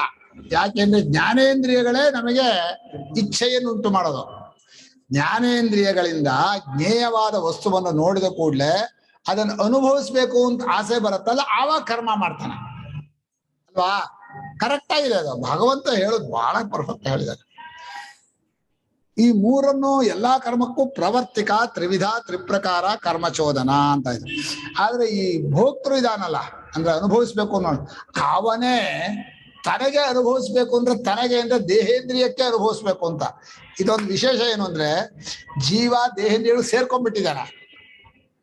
ನಾನು ಕಣ್ಣಿಂದ ನೋಡಿದ್ದೀನಿ, ಕಣ್ಣಿಂದ ನೋಡಿದ್ರು ಕಣ್ಣಿಗೆ ಹಿತ ಆಗಬೇಕು ಅಂತ ಅದನ್ನ ಆಸೆ ಪಡ್ತಾನೆ. ಯಾವಾಗ ಅದು ಕರಣ, ಯಾವುದೋ ಇನ್ನು ಕಣ್ಣು ಕರಣ, ಇವನು ಭೋಕ್ತೃ. ಆದ್ರೆ ಕಣ್ಣಿಗೆ ಇಷ್ಟವಾದದ್ದನ್ನೇ ನೋಡ್ತಾನೆ, ಅದನ್ನೇ ಹುಡ್ಕೊಂಡು ಹೋಗ್ತಾನೆ. ಇದು ತಪ್ಪಲ್ವಾ? ಕರಣಗಳನ್ನ ತಗೊಂಡು ಭೋಕ್ತೃ ಅದನ್ನೇ ತಾನು ಅಂತ ಮಾಡಿಕೊಂಡು ಅದರಿಂದ ಕಂಡ ವಸ್ತುಗಳನ್ನ ನನಗೆ ಬೇಕು ಅಂದ್ರೆ ಅವುಗಳಿಗೆ ಬರೀ ಜೀವನಿಗೆ ಏನು ಬೇಕಾಗಿಲ್ಲ, ಇವನು ಸಾಕಿ ಇವನಿಗೆ ಅಂತ ಬೇಕು. ಆದ್ರೆ ಆ ದೇಹೇಂದ್ರಿಯಗಳಲ್ಲಿ ಕಲಬೆರಕೆಯಾಗಿ ಅದಕ್ಕೆ ಅನುಭವಿಸ್ಬೇಕು, ಅದಕ್ಕೆ ಮಜಾ ಮಾಡಬೇಕು ಅಂತ ಇಷ್ಟಪಡ್ತಾನೆ. ಹೀಗಾಗಿ ತಪ್ಪು ತಿಳುವಳಿಕೆಯಿಂದ ಜ್ಞಾತೃತ್ವ ಬೆಳೆದಂತೆ ಅವನಿಗೆ ಕರ್ತೃತ್ವ ಬುದ್ಧಿ ಉಂಟಾಗತ್ತೆ. ಮಾಡ್ಬೇಕು ಏನಾದ್ರೂ ಮಾಡ್ಬೇಕಂದ್ರೆ ಸುಮ್ಮನೆ ಇರಬಾರ್ದು ಅಂತಾರೆ. ಅದನ್ನ ಬೇರೆ ಸಮರ್ಥನೆ ಬೇರೆ ಅವರಿಗೆ. ತಪ್ಪು ದಾರಿಯಲ್ಲಿ ಹೋಗಿದ್ದಾಯ್ತು, ತಪ್ಪು ತಿಳುವಳಿಕೆಯಿಂದ ಕಂಡದ್ದಾಯ್ತು, ಕೆಟ್ಟದಾಗಿ ನಡ್ಕೊಂಡದ್ದಾಯ್ತು, ಯಾರ್ಯಾರಿಗೋ ಇಷ್ಟಪಟ್ಟದ್ದಾಯ್ತು. ಮಾಡ್ಬೇಕಂದ್ರೆ ಚೆನ್ನಾಗಿ ಊಟ ಮಾಡ್ಬೇಕು, ರುಚಿಯಾಗಿ ಊಟ ಮಾಡ್ಬೇಕು. ಯಾವುದೇ ವಸ್ತುವಿನ ಜ್ಞಾನ ಆಗೋದು ಪ್ರಯೋಜನದ ರೂಪದಲ್ಲೇ ಅಲ್ವಾ ಗುರುಗಳೇ? ಹೌದು. ನೀವು ನೋಡೋದು ಇಂದ್ರಿಯಗಳಿಂದ ನೋಡಿದ್ರೆ, ಇಂದ್ರಿಯಗಳಿಂದ ನೋಡಿದ್ರೆ ಉಂಟಾಗೋದೇ ಹಾಗೆ. ಪ್ರಯೋಜನ ಇಲ್ಲ ಅನ್ನೋ ಜ್ಞಾನವೇ ಉಂಟಾಗೋದು. ಹೌದು, ಬರೀ ಹಾಗಲ್ಲ. ಪ್ರಯೋಜನ ಅಷ್ಟೇ ಅಲ್ಲ, ಚೆನ್ನಾಗಿದೆ ಚೆನ್ನಾಗಿಲ್ಲ, ಅನುಕೂಲ ಪ್ರತಿಕೂಲ, ಪ್ರಯೋಜನ ಇಂದ್ರಿಯಕ್ಕೆ ಅಂತ ಅನ್ಕೊಂಡ್ಬಿಡ್ತಾರೆ, ತನಗೆ ಅಂತ. ಅದು ಕರೆಕ್ಟ್. ನಾನು ಹೇಳಿದ್ದೆ, ಯಾವ ಇಂದ್ರಿಯವನ್ನ ಉಪಯೋಗಿಸ್ಕೊಂಡು ಜ್ಞಾನ ಪಡಿತಾನೋ ಅದೇ ಇಂದ್ರಿಯಕ್ಕೆ ಅಂತ. ಹೌದು, ಇಂದ್ರಿಯಕ್ಕೋ ದೇಹಕ್ಕೋ ಪ್ರಯೋಜನ, ಬರೀ ತನಗಲ್ಲ. ಹಾವು ನೋಡಿದ್ರೆ ಇಟ್ಕೊಳ್ಳೋಣ, ಬರೀ ಹಾವು ನೋಡಿ ಇರ್ತೀರೋ? ನೋಡಿರಲ್ಲ. ದೇಹ ಕಚ್ಬಿಟ್ರೆ ಆಯ್ತೋ ಅಂತ ಹೇಳಿ ಅದ್ರ ಭಯ ಎಲ್ಲ ಬಂದ್ಬಿಡತ್ತೆ. ಆದ್ರಿಂದ ಆಮೇಲೆ ಹೆದರ್ಕೊಂಡು ಓಡೋದು ಆ ವಿಷಯ ಬೇರೆ. ಒಟ್ಟು ಇಂದ್ರಿಯ ಜ್ಞಾನದಲ್ಲಿ ರಾಗದ್ವೇಷ ಭಯಾದಿಗಳು ಆ ಇಂದ್ರಿಯಕ್ಕಾಗೋ ಉಪಯೋಗವನ್ನ ತನ್ನ ಮೇಲೆ ಹೇರ್ಕೊಂಡು ಇಂಥ ಉಪಯೋಗ ಆಗತ್ತೆ ಅಂತ ಮಾಡ್ಕೊಳ್ಳೋದು, ಇಷ್ಟು ಕೂಡ ಕರ್ಮಕ್ಕೆ ಪ್ರೇರಕ, ಕರ್ಮಚೋದನ. ಚೆನ್ನಾಗಿದೆ ಅಲ್ವಾ? ಜ್ಞಾನಾದೀನಾಂ ಹಿ ತ್ರಯಾಣಾಂ ಸನ್ನಿಪಾತೆ ಭಾನೋಪಾದಾನಾದಿ ಪ್ರಯೋಜನ ಕರ್ಮಾರಂಭ ಸ್ಯಾತ್. ಎಟರ್ನಲ್ ಟ್ರೂತ್, ಸಾರ್ವತ್ರಿಕ ಅನುಭವ ಅಂದ್ರೆ ಸಾರ್ವತ್ರಿಕ ಅನುಭವ. ಇದು ಯಾವ ಮನುಷ್ಯನ ಕೈಲೂ ತಪ್ಪಿಸ್ಕೊಳಕ್ಕಾಗಲ್ಲ. ಹೀಗೆ ಜ್ಞಾನಾದಿಗಳು ಮೂರು ಒಟ್ಟಿಗೆ ಆಗ್ಬಿಟ್ರೆ ಅಂದ್ರೆ ಇಂದ್ರಿಯ ಜ್ಞಾನ, ಆ ಇಂದ್ರಿಯ ಜ್ಞಾನಕ್ಕೆ ವಿಷಯ, ಅದರ ಪ್ರಯೋಜನದ ದೃಷ್ಟಿ ಇದೆಲ್ಲ ಇದ್ದು ಬಿಟ್ರೆ ಅವನಿಗೆ ಆ ವಸ್ತುವನ್ನ ತಗೋಬೇಕೋ ಬಿಸಾಕ್ಬೇಕೋ ಅಂತ. ಹಾನ ಉಪಾದಾನ. ಹಾನ ಅಂದ್ರೆ ಅನುಕೂಲವಾದ್ರೆ ಹಾನ, ಪ್ರತಿಕೂಲವಾದ್ರೆ ಹಾನ, ಅನುಕೂಲವಾದ್ರೆ ಉಪಾದಾನ. ದಂಡೋದ್ಯತ ಕರಂ ಪುರುಷಂ ಶಂಕರಾಚಾರ್ಯ ಬಹಳ ಜನ ಬರ್ದಿದ್ದಾರೆ. ಒಳ್ಳೆ ಹಸಿರು ಹುಲ್ಲು ತಂದ್ರೆ ಅಟ್ಟಿಸ್ಕೊಂಡು ಹೋಗುತ್ತೆ ಪ್ರಾಣಿ, ದಂಡ ಎತ್ತಿದ್ರೆ ಓಡ್ ಹೋಗುತ್ತೆ, ದುಡ್ಡು ತೋರಿಸಿದ್ರೆ ಅಟ್ಟಿಸ್ಕೊಂಡ್ ಬರ್ತಾರೆ, ದುಡ್ಡು ಖರ್ಚಾಗತ್ತೆ ಅಂದ್ರೆ ಓಡ್ ಹೋಗ್ತಾರೆ. ಪ್ರಾಣಿನ ಕಣವರು ಅಂದ್ರು. ಚೆನ್ನಾಗಿ ಶಂಕರಾಚಾರ್ಯ ಪಶ್ವಾದಿಭಿಷ್ಟ ವಿಶೇಷ ಠಮಂಡ ಸ್ವಾಕ್ಯ. ಅದು ಅವತ್ತು ಬರೆದದ್ದು ಇವತ್ತು ಬರೆದದ್ದು ಅಂತಲ್ಲ. ಶಾಸ್ತ್ರದಲ್ಲಿ ಇರೋದು ಮನುಷ್ಯ ಹುಟ್ಟಿದಾಗಿಂದ ಎಲ್ಲರಿಗೂ ಯಾವಾಗಲೂ ಹಾಗೆ ಇರೋದು. ಎಷ್ಟೇ ಬುದ್ಧಿವಂತಿಕೆ ಇದ್ರು ಆ ಬುದ್ಧಿವಂತಿಕೆ ಎಲ್ಲ ಏನು ಅಂದ್ರೆ ಅದಕ್ಕಲ್ಲ ಅಂತ ಮುಚ್ಚು ಮಾಡೋಕೆ ಆ ಬುದ್ಧಿವಂತಿಕೆ ಹೊರತು ಒಳಗಿರೋದು ಅದೇ. ನನಗೇನು ಬೇಕಿಲ್ಲ ಕಾಪಿ, ಆದ್ರೆ ನೀವು ಕೊಟ್ಟಿದ್ದೀರಿ ನಿಮ್ಗೆ ಸಂತೋಷ ಆಗತ್ತೆ ಅಂತ ಕುಡಿತೀನಿ ಅಂತಾನೆ. ಒಳಗಿರೋದು ಅವನಿಗೇ ಬೇಕು ಅಂತ ಮನುಷ್ಯ. ನಮ್ಮ ಬುದ್ಧಿವಂತಿಕೆ ಎಲ್ಲ ಏನಪ್ಪಾ ಅಂದ್ರೆ ತನ್ನ ತಪ್ಪನ್ನು ಮುಚ್ಕೊಳ್ಳೋದು, ತನ್ನ ಆಸೆಯನ್ನು ಬಚ್ಚಿಡೋದು, ಇದರಲ್ಲೇ ಆಯ್ತು. ವಿವೇಕವೇ ಬರ್ಲಿಲ್ಲ. ಚೆನ್ನಾಗಿ ಹೇಳ್ತಾರೆ. ಸುಮ್ಮನೆ ಹೋಗಿದ್ದು ಪಾಪ, ಇನ್ನೊಬ್ಬರಿಗೋಸ್ಕರ ನಾವು ಫಾರಿನ್ ಹೋಗಿದ್ವಿ, ಇನ್ನೊಬ್ರು ಇಲ್ವೇ ಇಲ್ಲ. ತನ್ನವರೇ ತಾನೇ ಎಲ್ಲಿಗಾರು ಆಗ್ಲಿ ಏನೇ ಆಗ್ಲಿ ಹಾನೋಪಾದಾನಾದಿ ಪ್ರಯೋಜನ ಅಷ್ಟೆ. ಕರ್ಮಾರಂಭ ಸ್ಯಾತ್, ಕರ್ಮವನ್ನು ಶುರು ಮಾಡೋದು ಏನಾದ್ರೂ ಅನುಕೂಲವನ್ನ ಪಡ್ಕೋಬೇಕು, ಪ್ರತಿಕೂಲವನ್ನ ಅಷ್ಟೇ. ವ್ಯಾಸ ತತಃ ಆ ಪ್ರೇರ ಆದ್ಮೇಲೆ ಪಂಚಭಿ ಅಧಿಷ್ಠಾನಾದಿಭಿ ಆರಬ್ಧಂ 5 ಅಧಿಷ್ಠಾನ ಅಂತ 5ರಿಂದ ಕ್ರಿಯೆ ಶುರು ಮಾಡ್ತಾನೆ. ಕರ್ಮ ಮಾಡಬೇಕು ಅಂತ ಆಸೆ ಬಂದ ಕೂಡಲೇ ಯಾವ್ದು 5 ಇದೆಯಲ್ಲ, ಅಧಿಷ್ಠಾನ ತಥಾ ಕರ್ತ ಕರಣಂಚ ಪೃಥಕ್ ವಿಧಂ ಇದೆ, ಅವುಗಳಿಂದ ಕ್ರಿಯೆ ಶುರುವಾಗತ್ತೆ. ಅದು ಆ ಕ್ರಿಯೆ ವಾಂಗ್ ಮನಃ ಕಾಯಾಶ್ರಯ ಭೇದೇನ, ಮಾತಾಡೋದು, ಮನಸ್ಸಲ್ಲಿ ಯೋಚನೆ ಮಾಡೋದು, ನಡ್ಕೊಳ್ಳೋದು, ಕಾಯಿಕ ವಾಚಿಕ ಮಾನಸಿಕ, ಈ 3 ಆಧಾರದಿಂದ ತ್ರಿಧಾ ರಾಶಿಭೂತಂ 3 ರಾಶಿಯಾಗಿ ತ್ರಿಷು ಕರ್ಣಾದಿಷು ಸಂಗೃಹ್ಯತೆ, 3 ಕರ್ಣಾದಿಗಳಲ್ಲಿ ಸಂಗ್ರಹವಾಗಿ ಹೇಳ್ತಾರೆ. ಅಂದ್ರೆ ಅಲ್ಲ, ತ್ರಿಷು ಕರ್ಣಾದಿಷು ಅಂದ್ರೆ ಕರ್ಣಾದಿಷು ತ್ರಿಷು, ಅದೇನ್ ಮಾಡಿ ಕರ್ಣಾದಿಷು ಅಂದ್ರೆ ಹೇಳ್ತಾರೆ ಕರ್ಣಾದಿಷು ತ್ರಿಷು ಬುದ್ಧಿ ಮುಂದೆ ಹೇಳ್ತಾರೆ. ಕರ್ಣ ಕರ್ಮ ಕರ್ತ ಅಂತ, ಕರ್ಣಂ ಕರ್ಮ ಕರ್ತ ಚ ತ್ರಿಷು. 3 ಕರ್ಣ ಅಲ್ಲ, 3 ಕರ್ಣ ಅಲ್ಲ. ಇದು ಶಾರೀರಿಕ ವಾಚಿಕ ಮಾನಸಿಕ ಕರ್ಮ. ಕಾಯೇನ ವಾಚ ಮನಸೇಂದ್ರಿಯ ಅದು ಹೇಳ್ತೀವಲ್ಲ, ಹೀಗೆ 3 ವಿಧವಾದಂಥ ಕರ್ಮಗಳು. ದೇಹೇಂದ್ರಿಯ ಅಲ್ಲ, ಇಂದ್ರಿಯ, ದೇಹ, ಮಾತು, ಇಂದ್ರಿಯ ಚೇಷ್ಟೆ, 3 ಇಟ್ಕೋಬೇಕು. ಅದೇ ವ್ಯವಹಾರ ಸಂಗ್ರಹ ಹೇಳ್ತಾರೆ. ಈಗ ಮುಂದೆ ಈ 3 ಕರಣ ಕರ್ತ ಕರ್ಮ ಅಂತ 3 ಮತ್ತು ವಿಭಾಗ ಮಾಡ್ತಾನೆ. ಕರಣಂ ಕ್ರಿಯತೆ ಅನೇನೇತಿ ಬಾಹ್ಯಂ, ಶ್ರೋತ್ರಾದಿ ಅಂತಸ್ಥಂ ಬುದ್ಧ್ಯಾದಿ ಚ. ಈ ಕರಣ ಅಂದ್ರೆ ಈ ಯಾವುದರಿಂದ ನಾವು ಕ್ರಿಯೆ ಮಾಡ್ತೀವೋ ಅದು ಕರಣ. ಹೊರಗಿರುವಂತಹ ಕಿವಿ, ಕಣ್ಣು ಇವುಗಳು, ಮತ್ತು ಅಂತಸ್ಥ ಮನಸ್ಸು, ಬುದ್ಧಿ ನಿಶ್ಚಯ ಮಾಡೋದು, ಇದು ಎಲ್ಲ ಇಷ್ಟು ಜೀವನಿಗೆ ಕರಣಗಳ ಅಂದ್ರೆ ಉಪಕರಣ ಅಂತ. ಹಾಗೆ ಬಡಗಿಗೆ ಬೇರೆ ಬೇರೆ ಕರಣಗಳಿರುತ್ತೋ ಹಾಗೆ ಜೀವನಿಗೆ ಇವೆಲ್ಲ ಕರಣಗಳು. ಕರಣನ ಕರ್ತ ಎಂದು ಆಯ್ತಲ್ಲ. ಕರಣಂ ಕರ್ಮ, ಕರ್ಮ ಈಪ್ಸಿತತಮಂ ಕರ್ತುಃ, ಕ್ರಿಯೆಯ ವ್ಯಾಪ್ಯಮಾನಂ, ಕ್ರಿಯೆ ಎಲ್ಲಿ ಮುಟ್ಟಬೇಕೋ ಅದು ಕರ್ಮ.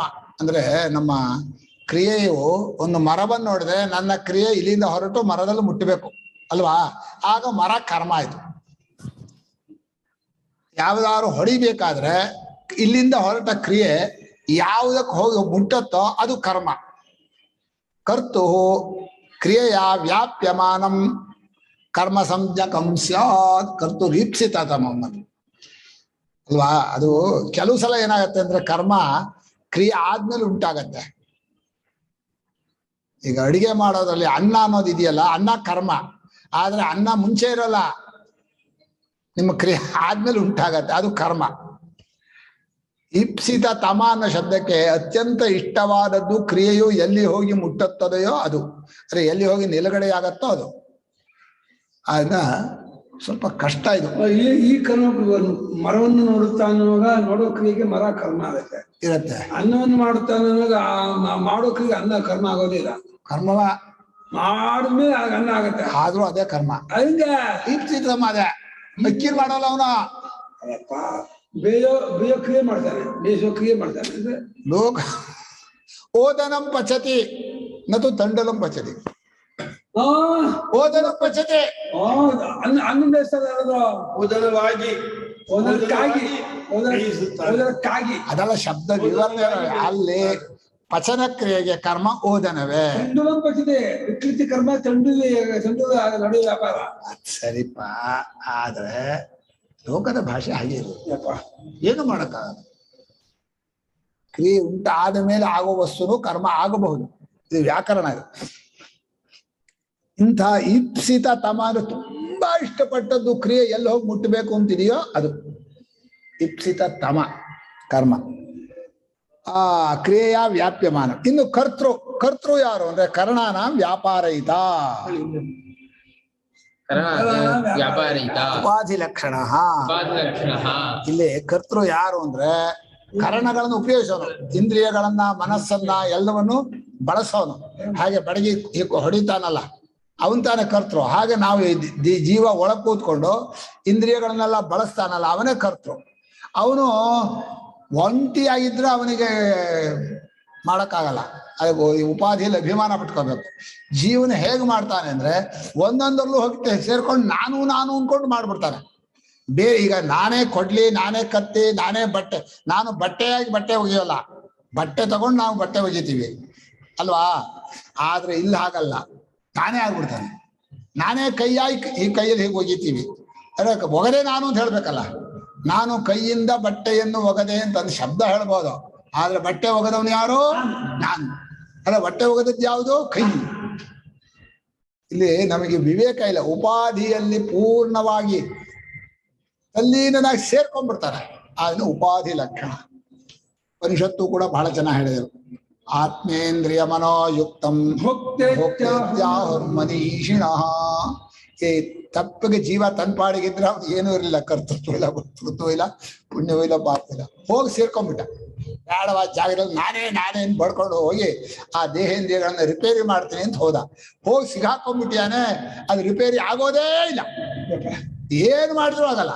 ಇಲ್ಲೊಂಚೂರು ಸರಿತಾನೆ, ಇಲ್ಲೊಂಚೂರು ಸರಿ ಮಾಡ್ತಾನೆ, ಏನೇನು ಮಾಡಿದ್ರು ಅದು ಸುಕ್ ಆಗತ್ತೆ, ಹಾಳಾಗಿ ಹೋಗುತ್ತೆ. ಇಲ್ಲಿಗೆಲ್ಲ ಕಪ್ಪು ಹಚ್ಚುತ್ತಾನೆ, ಅದು ಬೆಳ್ಳಗಾಗತ್ತೆ. ಸುಮ್ಮನೆ ನಾನೆಲ್ಲ ಬಿಟ್ಟು ಹಾಕಿದ್ರೆ ಸಾಕಾಯ್ತಪ್ಪ. ಯಾತಕ್ಕೆ ಅದ್ರಲ್ಲಿ ಒದ್ದಾಡ್ಬೇಕು? ರಿಪೇರಿ ಮಾಡಕ್ ಯಾಕೆ ಹೋಗ್ಬೇಕು? ಅದ್ರಲ್ಲಿ ಹೋಗಿ ಸೇರ್ಕೊಳ್ಳೋದು ಯಾತಕ್ಕೆ? ಯಾರಿಗೆ ಕಾಣ್ಬೇಕು ನಾನು? ನೋಡೋದಿಗೆ ನಾನ್ ಕಾಣೋನ? ನಾನು ಯಾವ ಕ್ರಿಯೆಗೂ ಕರ್ಮವೂ ಅಲ್ಲ, ಯಾವ ಕ್ರಿಯೆಗೂ ಕರ್ತೃವೂ ಅಲ್ಲ, ಯಾವ ಕ್ರಿಯೆಗೆ ಹೇತು ಕರ್ತೃ ಮಾಡಿಸೋನು ಅಲ್ಲ ಅಂತ ಎಲ್ಲ ಕೇಳಿ ಈಗ ನಾನು ಸರಿಯಾಗಿ ಕಾಣಿಸ್ಬೇಕು ಅಂತಂದ್ರೆ ಏನ್ ಕಾಣಿಸ್ಬೇಕು? ಕಾಣಿಸೋದಿಲ್ಲ ಅಂತ. ಅರ್ಥ ಕರ್ಣಾನಾಂ ವ್ಯಾಪಾರಯಿತ ಉಪಾಧಿ ಲಕ್ಷಣ ಇತಿ ತ್ರಿವಿಧ ತ್ರಿಪ್ರಕಾರ ಕರ್ಮ ಸಂಗ್ರಹ. ಮಿನಿಮಮ್ ಒಂದು ಕ್ರಿಯೆ ನಡಿಬೇಕಾದ್ರೆ ಮೂರು ಇರಬೇಕು ಅಂತ. ಕರ್ತೃ ಇಲ್ಲದೆ ಹೋದ್ರೆ ಕ್ರಿಯೆ ನಡೆಯಲ್ಲ. ಆ ಕರ್ತೃವಿಗೆ ಅವನ ದೇಹದ್ದೇ ಸಾಮಗ್ರಿ ಇರಬೇಕು, ಅದ್ ಏನ್ ಮಾಡ್ತಾನೋ ಆ ವಸ್ತುಗಳು ಇರ್ಬೇಕು. ಆ ಒಟ್ಟು ಕರ್ಮ ಸಂಗ್ರಹ ಅಂದ್ರೆ ಕರ್ಮ ಮಾಡ್ಬೇಕಾದ್ರೆ ಇದಿಷ್ಟು ಇರ್ಬೇಕು. ನಮ್ಮಲ್ಲಿ ಕಾರಕ ಅಂತಾರೆ. ಕ್ರಿಯೆ ನಡೆಯಬೇಕಾದ್ರೆ ಇರುವ ಸಾಧನಗಳಿಗೆಲ್ಲ ಏನ್ ಹೇಳ್ತಾರೆ? ಕಾರಕ. ಕ್ರಿಯಾಜನಕಂ ಕ್ರಿಯಾ ಸಾಧನಾನಿ ಕಾರಕಾನಿ. ಆ ಕಾರಕ ಯಾಕಾಯ್ತು ಅಂದ್ರೆ ಇವನ್ ಬುದ್ಧಿಲಿ ಇದು ಯಾತಕ್ ಬರುತ್ತೆ? ಬುದ್ಧಿ ಬಂದದಿಲ್ಲ. ಈ ಹುಲ್ಲು ಯಾತಕ್ ಬರುತ್ತೆ? ಚಾಪೆ ಮಾಡ್ಕೊಳಕ್ ಬರುತ್ತೆ ಅಲ್ಲಪ್ಪ. ಆ ಹುಲ್ ಬೆಳೆಯುವಾಗ ನಾನು ಈ ಮನುಷ್ಯನ ಮನೆ ಚಾಪೆ ಆಗ್ಬೇಕು ಅಂತ ಬೆಳೆದಿತ್ತ. ನಾನು ನಮ್ಮ ಇವ್ರಿಗೆ ಹೇಳಿದ್ದೆ, ಮಾವಿನ ಮರ ಸೊಪ್ಪನ್ನೆಲ್ಲ ಹಬ್ಬಕ್ಕೆ ಕಟ್ತಾರೆ. ಮಾವಿನ ಮರದ ಟೊಂಕೆ ಸೊಪ್ಪಲ್ಲ, ಅದರ ಬೆರಳು ಇದು ತಾನೆ ಅವಯವಗಳು ತಾನೆ. ನಿಮ್ಮ ಅವಯವನ ಕಿತ್ ಕಟ್ರಿ ಗೊತ್ತಾಗತ್ತೆ. ಅದು ಚೆನ್ನಾಗಿ, ಇದು ನಿಮ್ದೆ ಇನ್ನೂ ಚೆನ್ನಾಗಿದೆಯಲ್ಲ, ಅದಕ್ಕಿಂತ ಚೆನ್ನಾಗಿರೋ ನಮ್ಮ ಬೆರಳು ತಾನೆ. ಅದಾಗಲ್ಲ. ಅಯ್ಯಯ್ಯೋ ಹೋದ್ ಸೊಳ್ಳೆ ಕಚ್ಚಿದ್ರೆ ಬಡ್ಕೋತೀವಿ ಅಯ್ಯೋ ಅಂತ. ಅದನ್ನ ತಗೊಬಂದ್ ಕಟ್ತೀವಿ. ಅದನ್ನ ಹಸು ತಿನ್ನೋಕ್ ಬರುತ್ತೆ, ಹೇ ಹೊಡಿತಾರೆ. ಅಲ್ಲ, ಅದಕ್ಕೆ ಅದು ಆಹಾರ. ಯಾರಿಗೆ? ಆಹಾರದ ಮುಂಚೆ ಹಕ್ಕೋ ಅಲಂಕಾರಕ್ಕೆ ಮುಂಚೆ ಹಕ್ಕೋ? ಅಲಂಕಾರ ಮುಂಚೆ ಮಾಡ್ಬೇಕು, ಆಹಾರ ಮುಂಚೆ ಬೇಕಾ? ಆಹಾರ ತಾನ. ಹೊಡಿತೀರಿ ಹಸುನ, ಅಯ್ಯಯ್ಯೋ ಬಾಳೆಕಂತ ತಿಂದೋಯ್ತು, ಏನು ತಿಂದು ಹೋಗಲ್ಲ, ಏನಾಗತ್ತೆ? ಅದರ ಆಹಾರ ತಿನ್ನತ್ತೆ. ತಿನ್ನೋಕೆ ಇರೋದು, ಅದಕ್ಕೆ ಕಟ್ಟೋದು. ಅದಕ್ಕೆ ತಿನ್ನೋ ಕಟ್ಟದ ಫೋನ್ ತಗೊಂಡು ಹೊಡಿತಾರೆ ಹೊಡಿಬಾರ್ದು. ಸ್ವಾಮೀಜಿ, ನಮ್ ಸ್ವಾಮೀಜಿ ಅಲ್ಲಿ ಇದ್ರಲ್ಲಿ ಪಾಠ ಮಾಡ್ತಾ ಇದ್ವಿ ಅಲ್ಲಿ ಜ್ಯೋತಿ ಸ್ವಾಮೀಜಿ. ಇವ್ರ ಮನೆ ಹಸು ಸ್ವಲ್ಪ ಮೇಲ್ ಕಟ್ಟಿದ್ದು ಹೀಗೆ ಎತ್ತಾ ಇದ್ರು, ಬಾಗ ತಳ್ಳಿ ಜ್ಯೋತಿಷ್ಯ ಸ್ವಾಮೀಜಿ ಹೊಡೆಯೋಕ್ ಹೋದ್ರು, ಅದ್ ಕೇಳಲಿಲ್ಲ. ಆ ಹಸು ಇನ್ನೂ ಹತ್ರ ಬೇಡ ಕಣ್ರಿ, ಅದು ಆಗೋದು. ಸುಮ್ನಿರ್ರಿ, ಏನಂತೆ ಹೋದ್ರು, ನಾವು ನಮ್ಮ ಆಹಾರ ತಿನ್ನಲ್ವಾ, ಅದು ಅದರ ಆಹಾರ ತಿನ್ನತ್ತೆ, ಅದಕ್ಕೆ ನೀವ್ಯಾಕೆ ಬಡ್ಕೊತೀರ? ನೀವು ತಿನ್ನೋದು ದಂಡ ಇದು, ಅನ್ಯಾಯ ಇದು. ದಂಡ ಅನ್ಯಾಯ. ದಂಡ ಯಾವುದು ದಂಡ? ಮನುಷ್ಯನಿಗೆ ಅಲಂಕಾರ ಎಷ್ಟು ಇಷ್ಟ ಅನ್ನೋದು ಗೊತ್ತಾಗತ್ತೆ ನೋಡಿ. ಆಹಾರ ಹೆಚ್ಚು, ಅಲಂಕಾರ ಹೆಚ್ಚು. ಕರ್ಮ ಏಷು ಸಮವೈತಿ. ಕೇಳ್ಬೇಕಾ? ಇಲ್ಲ, ಕೇಳೋದೇನಿದ್ದಿಲ್ಲ, ಸುಮ್ನೆ ಹೇಳಕ್ಕಷ್ಟೇ. ಕರ್ಮಕಾಂಡದಲ್ಲಿ ಅಷ್ಟೊಂದು ಹೇಳ್ಕೊಟ್ಟಿದಾರಲ್ಲ ನಮ್ಗೆ, ಯಾಕ ಅಲಂಕಾರ ಅಲಂಕಾರ ಅಲಂಕಾರ ಅಂತ. ಮತ್ತೆ ನಾವೇನ್ ಮಾಡೋದು? ಭಕ್ತಿಯ ಅಭಿವ್ಯಕ್ತಿಯಲ್ಲಿ ಸ್ವಲ್ಪ ಉಂಟು ಅತಿರೇಕ. ಭಕ್ತಿಯನ್ನು ಹ್ಯಾಕ್ ತೋರಿಸ್ಬೇಕು ಅಂತ ಗೊತ್ತಿಲ್ವಲ್ಲ, ಅದಕ್ಕೆ ಹೀಗೆಲ್ಲ ಚೇಷ್ಟೆ ಮಾಡ್ತಾರೆ, ಹಿಂಸೆ ಮಾಡ್ತಾರೆ, ಡೋಲ್ ಹೊಡಿತಾರೆ, ಢಬಾ ಢಬಾ ಢಬಾ, ಅದು ಕಿವಿ ಹೋಗುತ್ತೆ. ಅದು ಭಕ್ತಿ ಅವರಿಗೆ. ಭಕ್ತಿಯನ್ನು ತೋರಿಸುವಾಗ ಹಿಂಸೆ ಆಗೋದು ಪ್ರಪಂಚದಲ್ಲಿ ಉಂಟು, ಅಷ್ಟು ಗೊತ್ತೋ ಅಷ್ಟೇ. ಅದು ಒಳ್ಳೆ ಶುದ್ಧವಾದ ಭಕ್ತಿ ಏನಲ್ಲ. ಏನ್ ಮಾಡಕ್ಕಾಗತ್ತೆ, ಯಾರಿಗೋ ಒಬ್ರು ಹಿಂಸೆ ಆಗತ್ತಲ್ಲ. ನಮ್ಮಲ್ಲಿ ಜೋರ ಭಜನೆ ಮಾಡ್ತಾ ಇದ್ರು, ಪಕ್ಕದ ಮನೆಯವ್ರು ಏನ್ರಿ ಗಲಾಟೆ ಮಾಡ್ತೀರಿ ಅಲ್ಲಿ? ಎಲ್ಲ ಪ್ರಪಂಚವೇ ಒಂಥರ ಸಂಘರ್ಷ, ಒಬ್ರಿಗೊಬ್ರಿಗೆ ತಿಕ್ಕಾಟ. ಏಷು ತ್ರಿಷು ಸಮವೈತಿ ತೇನ ಅಯಂ ತ್ರಿವಿಧ ಕರ್ಮ ಸಂಗ್ರಹ. ಈ ರೀತಿಯಾಗಿ ಕರ್ಮ ಮಾಡೋಕೆ ಸಾಮಗ್ರಿಗಳು, ಕರ್ತೃ, ಅದಕ್ಕಂಥ ವಸ್ತು ಎಲ್ಲ ಬೇಕು ಅಂತ ಹೇಳಿ.